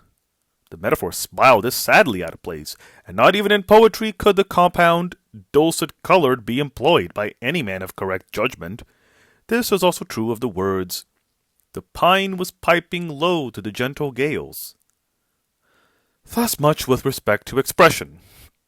The structure of clauses is affected when it is anapaestic, and resembles most nearly such broken and undignified measures, as are particularly the Stodean, with their effeminate gait, e.g., having dried in the sun, cover up, and upswinging the yash beam, Pelion his rightward shoulder above, in place of swinging the Pelion ash beam over his rightward shoulder.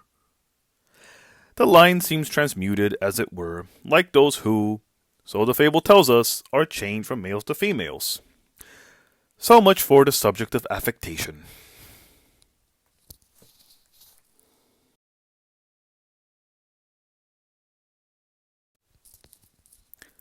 Chapter 4. The Plain Style.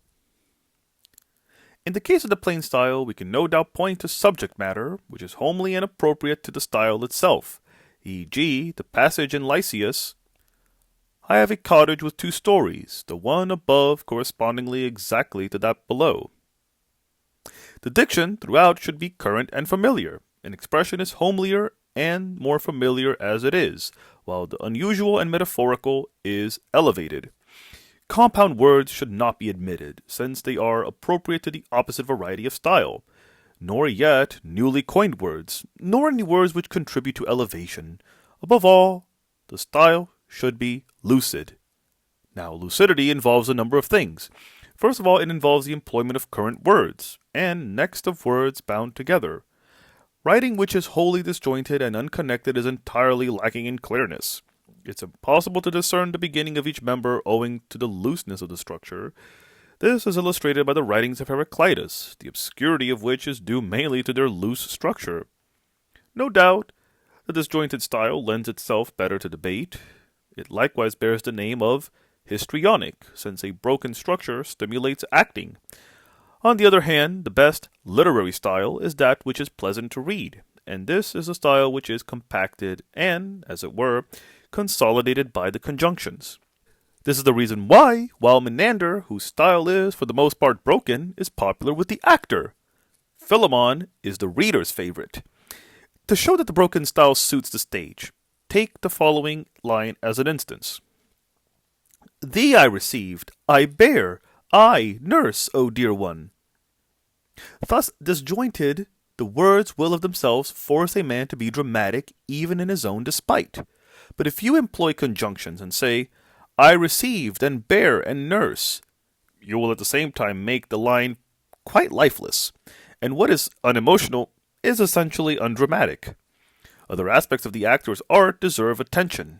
Take, for instance, the case of Ion in Euripides, who seizes his bow and threatens a swan which is letting fall its droppings upon the statue. Many opportunities of movement are offered to the actor by Ion's rush of his bow and arrows, by his face upturned to the sky as he addresses the swan, and by the rest of the detail contrived to aid the actor. Still, the subject of stagecraft is not at present before us. Clear writing should also shun ambiguities and make use of the figure termed epinalepsis. Epinalepsis is the repetition of the same particle in the course of a long sustained outburst, e.g., all Philip's achievements indeed, how he subjugated Thrace and seized the Chersonese and besieged Byzantium and neglected to restore Amphipolis, these things indeed I shall pass over. It may be said that the repetition of the particle indeed reminds us of the prelude and sets us again at the beginning of the sentence. For the sake of clearness, the same thing must be said twice over. There is somehow more charm than clearness and conciseness, for as men who race past us are sometimes indistinctly seen, so also the meaning of a sentence may, owing to its hurried movement, be only imperfectly caught. The use of dependent cases must also be avoided, since this leads to obscurity, as Frigid Style shows. A short example of clearness sacrificed to dependent constructions is to be found in Xenophon. He was informed that triremes belonging to the Lacedaemonians and to Cyrus himself were coasting round with Thamos on board from Ionia to Cilicia. This sentence might be written in a straightforward construction somewhat as follows. In Cilicia there were expected many Lacedaemonian and many Persian ships, the latter built for Cyrus with this very purpose. They were sailing from Ionia, and the admiral in command of them was the Egyptian Thamos. The sentence might thus have been longer, it would certainly have been clearer. In general, the natural order of the words should be followed, as in the sentence, Epidaurus is a town on your right hand as you sail into the Ionian Gulf. First of all is mentioned the subject, which is then defined to be a town. The next come the other words in due succession. No doubt the order might be reversed, as in the words, there is a town, Ephora. We do not absolutely approve the one or condemn the other, when simply setting forth the natural method of arranging the words. In narrative passages, we should begin with the nominative case, as in, Epidaurus is a town, or with the accusative, as in, it is said of the town Epidaurus. The other cases will cause some obscurity and will put both speaker and hearer on tenterhooks. An attempt must be made to keep the amplifications with due bounds. Take this sentence. For the Achelous, flowing from Mount Pindus, near the inland city, Stratus discharges itself into the sea. We ought to break off and give the hearer a rest. Thus, for the Achelous flows from Mount Pindus and discharges itself into the sea. This is far clearer than the other one. It is said with sentences as with roads. Some roads have many resting places and many signposts, and the signposts may be compared to guides. But a dreary road with never a signpost seems hard to track. however short it may be. These are a few remarks, out of a possible many, on the subject of clearness. Clearness must be studied most of all in plain style. Long members must be particularly avoided in composition of this type. Length always tends to elevation. Thus, among meters, the hexameter is called heroic, owing to its amplitude which fits itself for heroes. The new comedy, on the other hand, is compressed into the trimeter.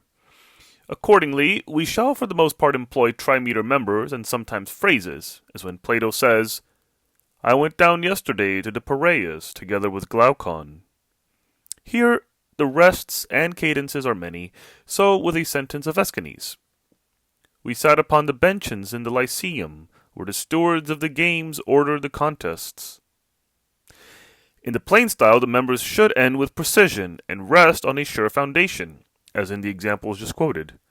Prolonged endings belong rather to the elevated style, as in the words of Thucydides, the river Achelous flowing from Mount Pindus, etc.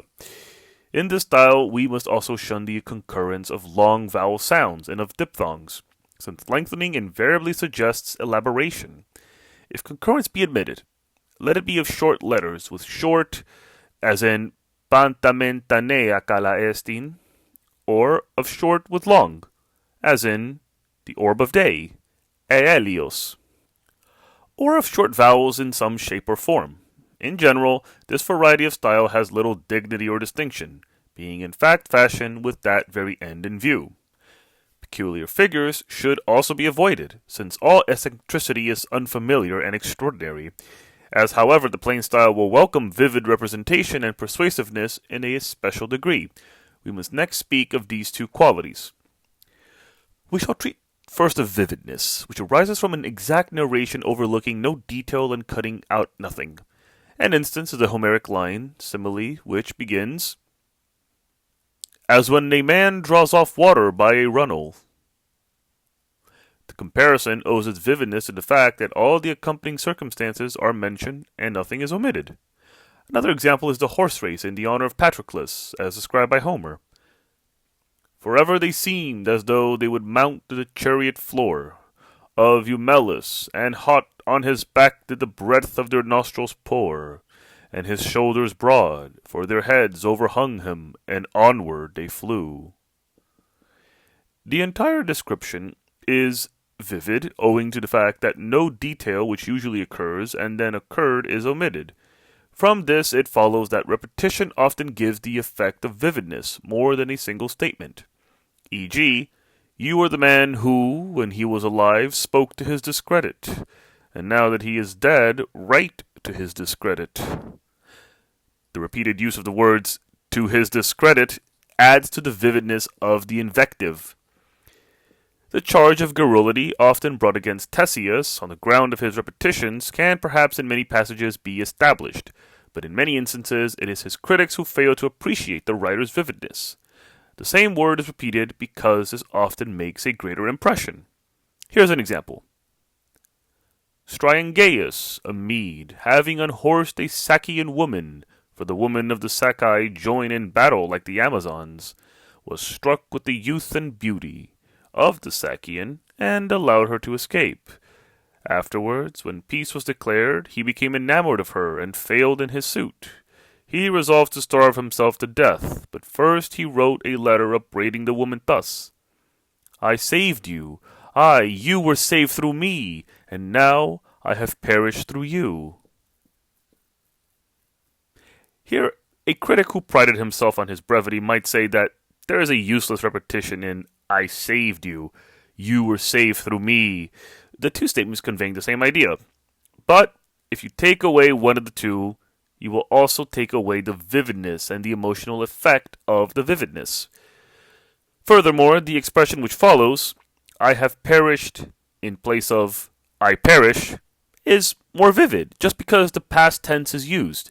There is something more impressive in the suggestion that all is over than in the intimation that it is about to happen or is still happening. Altogether, this poet, for a poet Ctesias may well be called, is an artist in vividness throughout his writings. An example may be added here. When a misfortune has happened, we should not state the fact at once, but unfolded gradually, thus keeping the reader in suspense and forcing him to share out our distress. This is what Theseus does in his narrative on the death of Cyrus. The messenger, out of consideration for Peripatetic, does not immediately on his arrival announce that Cyrus is dead, for such a proceeding would be, to use the common expression, a brutal one. First of all, he reports the victory of Cyrus.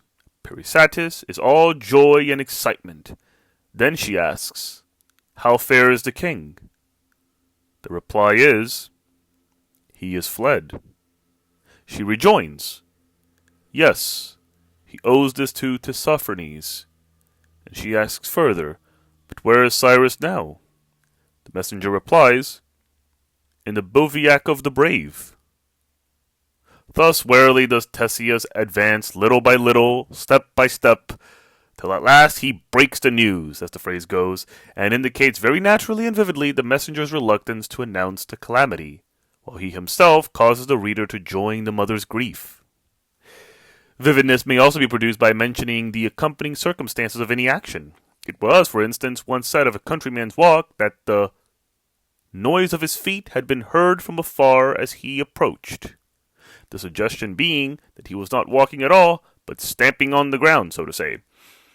Plato provides an example when referring to Hippocrates. He was blushing, for the first glimmer of dawn now came to betray him. The extreme vividness of this description is clear to everybody. It is the result of the care shown in the narrative, which brings to mind the fact that it was night when Hippocrates visited Socrates. Cacophony is often vivid, as in the lines, "And together laid hold on twain, and dashed them against the ground. Like whelps, down gushed the brain, and bespattered the rock flower round." Or, "And upward and downward, and thwartward and slantward, they tramped evermore." Homer intends the cacophony to suggest the sound of broken ground, all imitation having an element of vividness. Onomatopoeic words produce a vivid effect, because their formation is imitative. The participle lapping is an instance in points. If Homer had said drinking, he would not have imitated the sound of dogs drinking, nor would there have been any vividness. The word tongues, glossice, added to the word lapping makes the narrative still more vivid. But on the subject of vividness, this outline sketch must suffice. The power of convincing depends on two things: lucidity and naturalness. In other words, what is not lucid or natural is not convincing. Accordingly, exuberant and inflated language must not be sought after in a style meant to carry conviction. The composition, likewise, in such a style, must be steady-going and void of formal rhythm. These, then, are the main essentials of persuasiveness, which may be added, indicated by Theophrastus when he says that all possible points should not be punctiliously and tediously elaborated, but some should be left to the comprehension and inference of the hearer, who, when he perceives what you have omitted, becomes not only your hearer, but your witness, and a very friendly witness too, for he thinks himself intelligent because you have afforded him the means of showing his intelligence. It seems like a slur on your hearer to tell him everything as though he were a simpleton. We will next treat of the epistolary style, since it too should be plain. Artemon, the editor of Aristotle's letters, says that a letter ought to be written in the same manner as a dialogue, a letter being regarded by him as one of the two sides of a dialogue. There is perhaps some truth in what he says, but not the whole truth. The letter should be a little more studied than the dialogue, since the latter reproduces an extemporary utterance, while the former is committed to writing, and is, in a way, sent as a gift. Who, one may ask, would, in conversation with a friend, so express himself as does Aristotle when writing to Antipater on the subject of the aged exile? "If he is doomed to wander to the utmost parts of the earth, an exile hopeless of return, it is clear that we cannot blame such men should they wish to descend to Hades' hall." A man who conversed in that fashion would seem not to be talking, but to be making a display. Frequent breaks in a sentence, such as ... are not appropriate in letters. Such breaks cause obscurity in writing, and the gift of imitating conversation is a better aid to debate than to writing. Consider the opening of the Euthydemus. Who was it, Socrates, with whom you were conversing yesterday in the Lyceum? Quite a large crowd was surrounding your party. And a little further Plato adds, Nay, he seems to me to be some stranger, the man with whom you were conversing. Who was he, pray? All such imitative style better suits an actor. It does not suit written letters. The letter, like the dialogue, should abound in glimpses of character. It may be said that everybody reveals his own soul in his letters. In every other form of composition, it is possible to discern the writer's character, but in none so clearly as in the epistolary. The length of a letter, no less than its style, must be carefully regulated. Those that are too long, and further are rather stilted in expression, are not, in sober truth, letters, but treatises with the heading, My dear so-and-so. This is true of many of Plato's, and even that of Thucydides. There should be a certain degree of freedom in the structure of a letter. It is absurd to build up periods as if you were writing not a letter, but a speech to the law courts. And such labored letter writing is not merely absurd, it does not even obey the laws of friendship, which demand that we should call a spade, as the proverb has it. We must also remember that there are epistolary topics, as well as an epistolary style. Aristotle, who was thought to have been exceptionally successful in attaining to the epistolary manner, says, I have not written to you on this subject, since it was not fit for a letter. If anybody should write of logical subtleties or questions of natural histories in a letter, he writes indeed, but not a letter. A letter is designed to be the heart's good wishes in brief. It is the exposition of a simple subject in simple terms. Its beauty consists in the expressions of friendship, and the many proverbs which it contains. This last is the only philosophy admissible in it, the proverb being common property and popular in character. But the man who utters sententious maxims and exhortations seems to be no longer talking familiarly in a letter, but to be speaking ex cathedra. Aristotle, however, sometimes uses certain forms of demonstration fitly in a letter. For instance, wishing to show that large towns and small have an equal claim to be well treated, he says, The gods are as great in one as in the other. And, since the graces are God's, they will be placed by you in one no less than in the other. The point he wishes to prove is fitted for a letter, and so is the proof itself. Since occasionally we write to states or royal personages, such letters must be composed in a slightly heightened tone, and it is right to have regard to the person to whom the letter is addressed. The heightening should not, however, be carried so far that we have a treatise in place of letters. No. As in the case with those of Aristotle to Alexander, and with that of Plato to Dion's friends. In general, it may be remarked that, from the point of view of expression, the letter should be a compound of two styles, the graceful and the plain. So much with regard to letter writing and the plain style. Side by side with the plain style is found a defective counterpart, the so-called Arid Style. This again has three sources, the first of which is the thought, as when someone says of Xerxes that he was coming down to the coast with all his following. He has quite belittled the event by saying, with all his following, in place of, with the whole of Asia. In expression, aridity is found when a writer describes a great event in terms as trivial as those applied by the Gadarene to the Battle of Salamis. And someone said of the despot Phalaris that Phalaris inflicted certain annoyances on the people of Acragas. So momentous a sea fight, and so cruel a despot ought not to have been described by the word certain, nor by the word annoyances, but in impressive terms appropriate to the subject. Aridity may also be due to composition. This is so when the detached clauses are as many, as in the aphorisms, Life is short, art long, opportunity fleeting, experience deceptive. It is so again when, in dealing with an important matter, the member is broken and not completed. Someone, for example, when accusing Aristides for not being present at the Battle of Salamis, said, Why, Demeter came unbidden and fought on your side, but Aristides no. Here, the abrupt ending is inappropriate and ill-timed. Abrupt endings of this kind should be reserved for other occasions. Often, the thought is in itself frigid, or what we now term tasteless, while the composition is abrupt and tries to disguise the license of the thought. Someone says of a man who embraced his wife when dead, he does not embrace the creature again. The meaning even a blind man can see, as the saying goes, but the compression of the phrasing hides to some extent the license of the thing, and produces what is now called by the name of tasteless aridity, being made up of two defects: tastelessness of subject matter and aridity of style.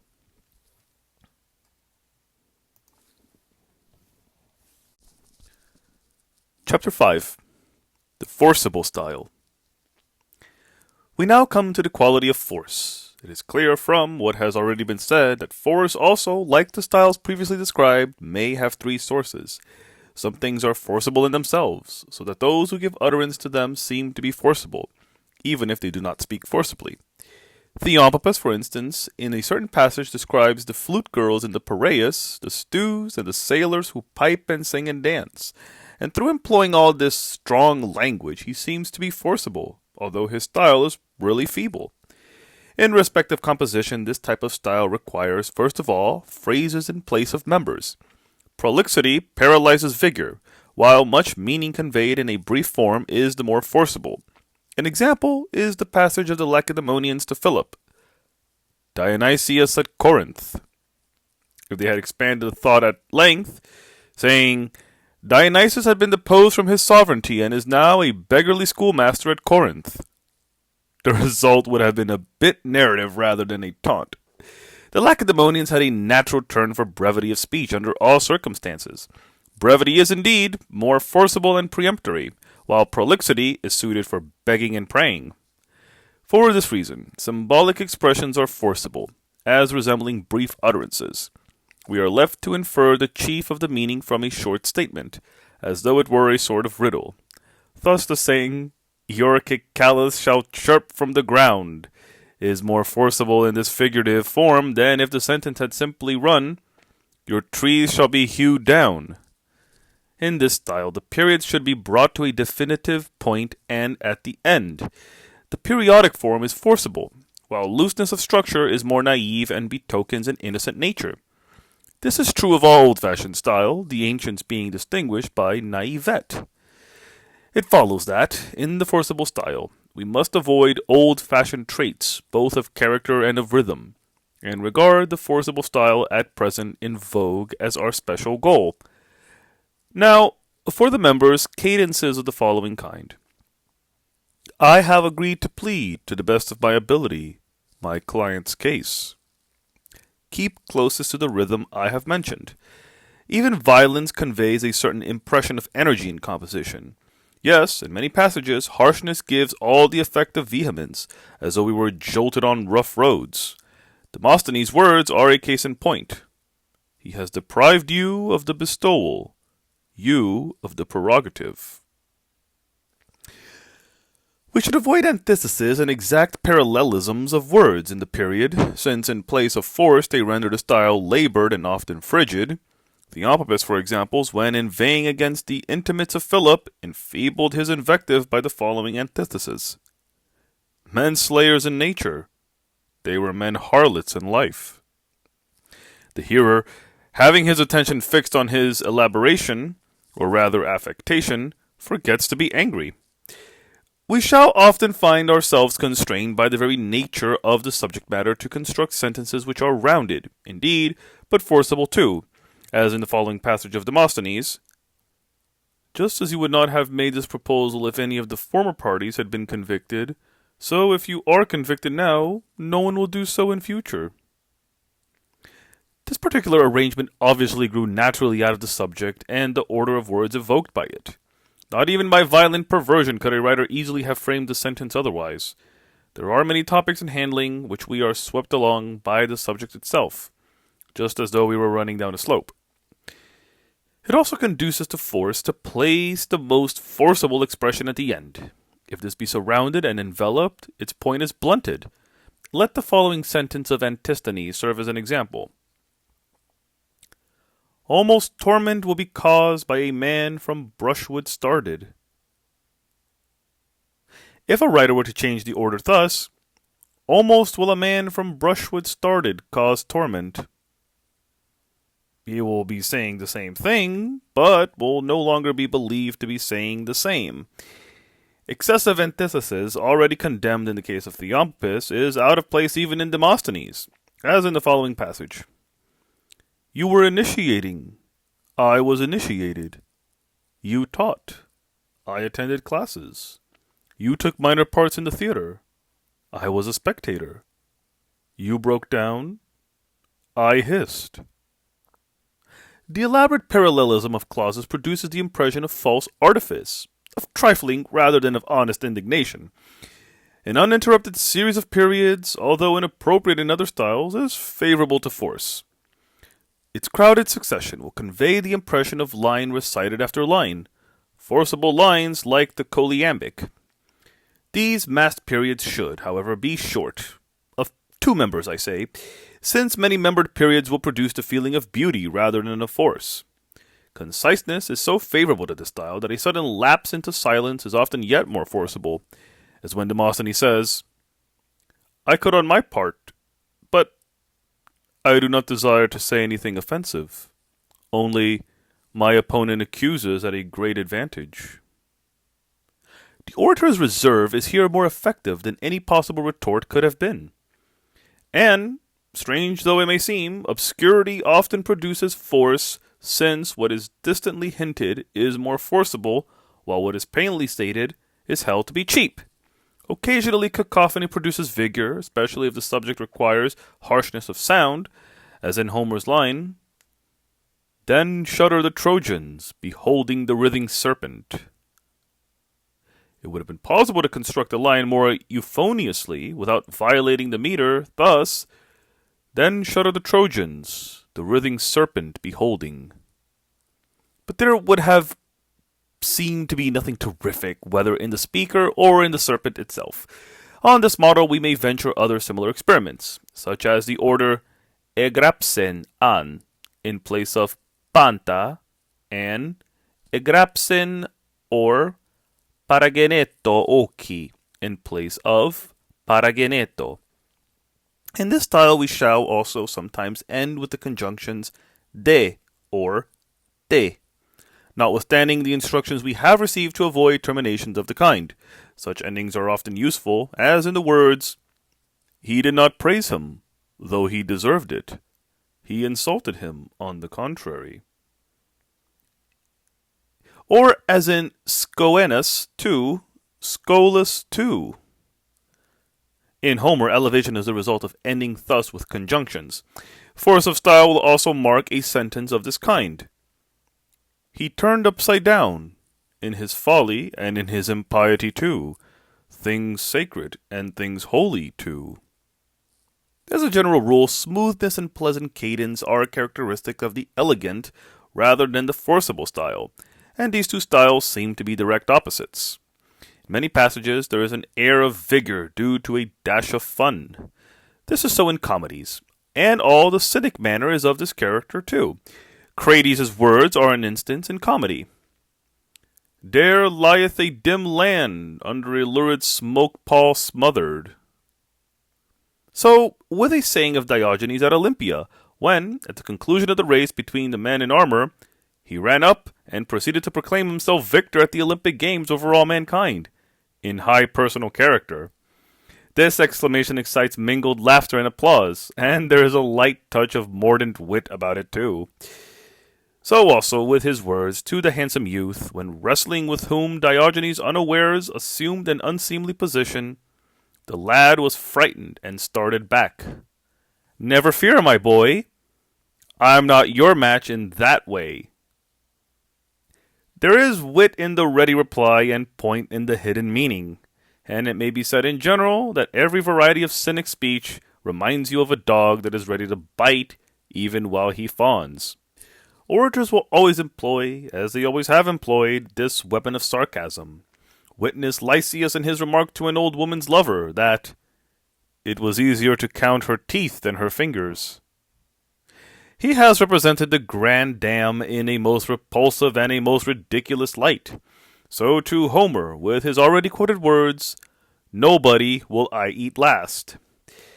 We shall next show how force can be secured by rhetorical figures. It can be secured by figures conveying the speaker's thought.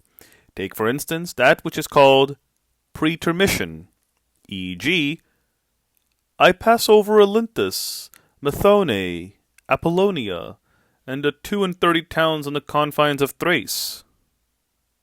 In these words, the orator has said everything he wished, while professing to have passed everything over in his desire to proceed to weightier matters. The figure aposiopesis, already mentioned, which partakes of the same character, will also make expression more forcible. Another figure of thought, the so-called prosopopeia, may be employed to produce energy of style, as in the words, imagine your ancestors, or Hellas, or your native land, assuming a woman's form, should address such and such reproaches to you. Plato uses the figure in his funeral oration. Children, that you are sprung from noble sires. He does not speak his own name, but in that of their ancestors. The personification makes the passage much more vehement and forcible, or rather, makes it quite dramatic.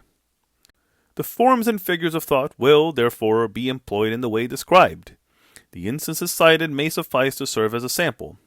As for the figures of language, the more ingeniously they are chosen, the more forcible can discourse be made. Take the figure reduplication as for example.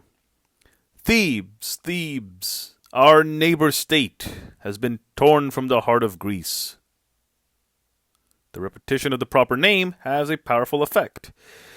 The same thing is true of the figure anaphora, as in the words, against yourself you summon him. Against the laws you summon him. Against the democracy you summon him. Here is the figure in question in threefold. It is, as it has already been said, an epanaphora, because of the repetition of the same word at the commencement of each clause, as a syndeton, because of the absences of conjunction, and a homoteloton, because of the recurring termination, you summon him. And force is the cumulative result of these three figures. Were we to write, against yourself and the laws and the democracy you summon him, the force would vanish together with the figures. It should be observed that, above all figures, disjunction is the handmaid of force.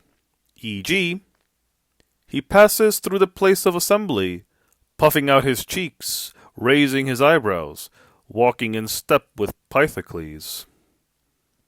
If the words be coupled by conjunctions, the effect would tammer. The figure called climax may also be employed. It is exemplified in the following sentence of Demosthenes. I did not speak thus, and then fail to move a resolution. I did not move a resolution, and then fail to act as an envoy. I did not act as an envoy, and then fail to convince the Thebans. This sentence seems to climb even higher and higher. If it were to be rewritten thus, having expressed my views and moved a resolution, I acted as an envoy and convinced the Thebans. It would be a mere recital of events, with nothing forcible about it. In a word, the figures of speech help the speaker in delivery and in debate, lending especially the effect of abruptness, in other words, of energy. With regard to both kinds of figures, what has been said must suffice. In the forcible style, the same kind of diction may be employed as in the elevated style, but not with the same end in view. By the use of metaphor, force can be gained, as in the words, Python was blustering and rushing upon you in full flood. So too by the use of similes, as in Demosthenes' expression, this decree caused a danger, which then threatened the city to pass by like a cloud. But poetical images do not suit the forcible style owing to their length, e.g., like as a gallant hound, ignorant of danger, charges a boar recklessly. There is an air of beauty and finish about the sentence, but the forcible style demands a certain vehemence and terseness, and resembles combatants dealing blows at close quarters. Compound words also lend vigor, as is seen those which usage often forms so forcibly, e.g., earthward hurled, slant shelving, and the like. Many equally good examples may be found in the orators. We should endeavor to use picturesque words. For example, we may say of a man who has acted violently and unscrupulously that he has elbowed his way through. Of one who has used violence openly and recklessly that he has hewed his way through, he has swept aside obstacles. Of one who had recourse to guile and evasion that he has wormed his way, or slipped through, or whatever expression is equally appropriate to the subject. A discreet use of elaborate language produces not only dignity, but vigor of style. For instance, you ought not, Aeschines, to refrain from holding out your palm as a speaker, but to refrain from holding out your palm as an ambassador. And similarly, nay, he was appropriating Euboea. The object of the rise in tone here is not to make the style dignified, but to make it forcible. This occurs when in mid-height of our exaltation we are denouncing some opponent. So here Aeschines and Philip respectively denounced. In speaking, it is sometimes forcible to address questions to the audience without disclosing one's own view. For instance, nay, he was appropriating Euboea and establishing a fortress to command Attica, and in so doing, was he wronging us and violating the peace, or was he not? The orator forces his hearer into a sort of corner, so that he seems to be brought to task and to have no answer. If the positive statement, he was wronging us and violating the peace, were substituted, the effect would be that of precise information rather than of cross-examination. The figure called epimone, which is a mode of expression going beyond the bare statement of fact, will contribute very greatly to the vigor of style. An example of it may be quoted from Demosthenes. Men of Athens, a terrible malady has fallen upon Hellas. If thus changed, the sentence would have been less forcible. An element of vigor may also be found in what is called euphemism, whereby a man makes inauspicious things appear auspicious and impious acts appear pious. A speaker once urged that the golden statues of victory should be melted down, so that the proceeds might be used to prosecute the war. But he did not say outright, "Let us cut up the victories for the war." Such a proposal would have seemed impious and like an insult to the goddesses. He put it in a more euphemistic form. "We will seek the cooperation of the victories for the war." This expression seems to suggest not the cutting up of the victories, but the conversion of them into allies. The sayings of Demetrius also, though thought to have a peculiar, even eccentric character, possess a certain force, which they owe to innuendo, to the employment of an allegorical element, and to hyperbole. This is an example. "Alexander is not dead, men of Athens, or the whole world would have scented the corpse." The use of scented in place of perceived is allegorical and hyperbolical alike, and the idea of the whole world perceiving it suggests the might of Alexander. Further, the words convey a thrilling effect, which is a joint result of the three causes, and every such sensation is forcible since it inspires fear. Of the same character are the words, "It was not I that wrote this resolution, but the war wrote it with Alexander's spear." And these, "The might of Macedon, after losing Alexander, resembles the Cyclops with his blinded eye." And elsewhere, "A state, no longer the sea warrior of the days of our ancestors, but a lean and slippered crone supping her posset." Here the expression crone is used figuratively for a weak and declining state, whose impotence it indicates in an exaggerated way. The words supping her posset implied that the city was occupied with feasts and banquets and was squandering the war funds. Enough has been said with respect to the Demodian vigor, which indeed has dangers of its own and is not easily copied. There is in its nature something poetical, if allegory and hyperbole and innuendo are poetical. But it is poetry with a dash of burlesque in it. Next comes the so-called covert allusion. This the orders of our day employ to a ridiculous extent, coupling it with low and, so to say, suggestive innuendo. The true covert allusion depends on two conditions: good taste and circumspection. Good taste is shown in Phaedo, where Plato desires to approach Aristippus and Cleombrotus because they were feasting at Aegina when Socrates was lying for many days in prison at Athens, and did not cross to visit their friend and master, although they were less than 30 miles from Athens. He has not said all this in express terms, for that would have been an open reproach, but with fitting reserve as follows. Phaedo is asked who were with Socrates. He enumerates the men one by one. Next he asks whether Aristippus and Cleombrotus were present. No, he answers. They were in Aegina. Everything that precedes owes its point to the words, they were in Aegina. The passage is all the more forcible because its point is conveyed by the fact itself, and not by the speaker. So, although he might no doubt have reproached Aristippus and his companions without incurring any risk, Plato has done so under cover of a figure. Often in addressing a despot or any person otherwise ungovernable, we may be driven to employ a figure of language if we wish to censure him. Demetrius of Phalerum dealt in this way with the Macedonian Craterus, who was seated aloft on a golden couch, wearing a purple mantle and receiving the Greek embassies with haughty pride. Making use of a figure, he said tauntingly, "We ourselves once received these men as ambassadors, together with yon Craterus." By the use of the demonstrative yon, all the pride of Craterus is indicated, and rebuked in a figure. Under the same heading comes the reply of Plato to Dionysius, who had broken a promise and then denied having ever made it. "It is not I, Plato, who have to you made any promise. It is you, by heaven, it is you." Dionysius is thus convicted of a falsehood, while the form of the words is at once dignified and circumspect. Words are often used with an equivocal meaning.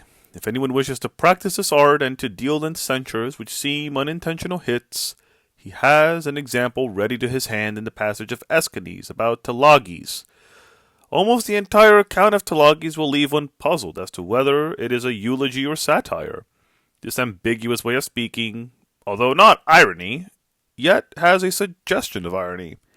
The covert allusion may be employed in yet another way as follows. Great lords and ladies dislike to hear their own faults mentioned. Accordingly, when counseling them to refrain from faults, we shall not speak in direct terms. We shall rather blame some other persons who have acted in the same way. For example, in addressing the tyrant Dionysius, we shall inveigh against the tyrant Phalaris and his cruelty, or we shall praise individuals who have acted in the opposite way to Dionysius, saying of Gelon or Hieron, for example, that they were like fathers and educators of Sicily. The hearer is admonished without feeling himself censured. He emulates Gelon, the subject of these praises, and covets praise for himself. One has often to exercise caution in dealing with the great. Because he had only one eye, Philip would grow angry if anyone spoke of the Cyclops in his presence, or used the word eye at all. Hermias, the ruler of Aeternius, though for the most part of a gentle nature, as it is said, became furious because he was a eunuch at hearing anybody speak of a surgeon's knife, of amputation, or of excision. I have mentioned these facts out of a desire to bring into relief the true character of great potentates, and to show that it especially calls for that wry form of language which bears the name of covert allusion. It must be remembered, however, that great and powerful populaces, no less than despots, usually require these ceremonious forms of language. An instance in point is the Athenian Republic, which, in the honor of its ascendancy over Greece, harbored such flatterers as Cleon and Cleophon. Flattery no doubt is shameful, while adverse criticism is dangerous. It is best to pursue the middle course, that of the covert hint. At times we shall compliment a man who has failings not on his failings, but on his proved avoidance of them. We shall remind an irascible person that yesterday he was praised for the indulgence he showed to so-and-so's errors, and that he is a pattern to the citizens among whom he moves. Every man gladly takes himself as a model, and is eager to add praise to praise, or rather, to win one uniform record of praise. In fine, it is with language as with a lump of wax, out of which one man fashions a dog, another an ox, another a horse. One will deal with his subject in the one way of exposition and asseveration, saying, for example, that men leave property to their children, but they do not therewith leave the knowledge which will rightly use the legacy. A way of putting it, which is called Aristopian. Another will, as Xenophon commonly does, express the same thought in the way of suggestion. Men ought to leave not only money to their children, but also the knowledge which will use the money rightly. Such dialogues met with great success in the days of their first invention, or rather they took society by storm through their verisimilitude, their vividness, their nobly didactic character. With regard to artificial speech and the employment of figures, this treatment must suffice. Smoothness of composition, such as is employed particularly by the followers of Isocrates, who avoid the concurrence of vowels, is not altogether suitable to forcible language. In many cases, greater force will result from the actual clashing, e.g., when the Phocian War broke out originally, owing not to me, as I was then not engaged in public life. If you were to rearrange the words and fit them together thus, when through no fault of mine the conflict began in the Phocian War, since I was not then engaged in public life, you would rob them of the good part of their force, since in many passages even the jingle of clashing vowels may be held to make a sentence more forcible. The fact is that words which are actually unpremeditated and are as it were a spontaneous growth will give an impression of vigor, especially when we are venting our anger or our sense of justice, whereas anxious attention to niceties of smoothness and harmony does not betoken anger so much as elegant trifling and a desire to exhibit one's powers. It has already been said that the figure of disconnected speech has a forcible effect. The same may now be said of disconnected composition generally. Hipponax is a case in point. In his desire to assail his enemies, he shattered his verse and caused it to limp instead of walking erect. By destroying the rhythm, he made the measure suitable for energetic invective, since correct and melodious rhythm would be fitter for eulogy than for satire. Thus much with regard to the collision of vowels. Side by side with the forcible style, there is found, as might be expected, a corresponding faulty style, called the repulsive. It occurs in the subject matter when a speaker mentions publicly things which are disgusting and defile the lips. The man, for instance, who accused Timandra of having lived a wanton life, bespattered the court with a description of her basin, her obols, her mat, and many other such unsavory details. Composition has a repellent effect if it seems disjointed, as, for example, this and that being thus, death. So too when the members are in no way linked to one another, but resemble fragmentary pieces. And long continuous periods which run the speaker out of breath cause not only satiety, but also disgust. Often objects which are themselves full of charm lose their attractiveness owing to the choice of words.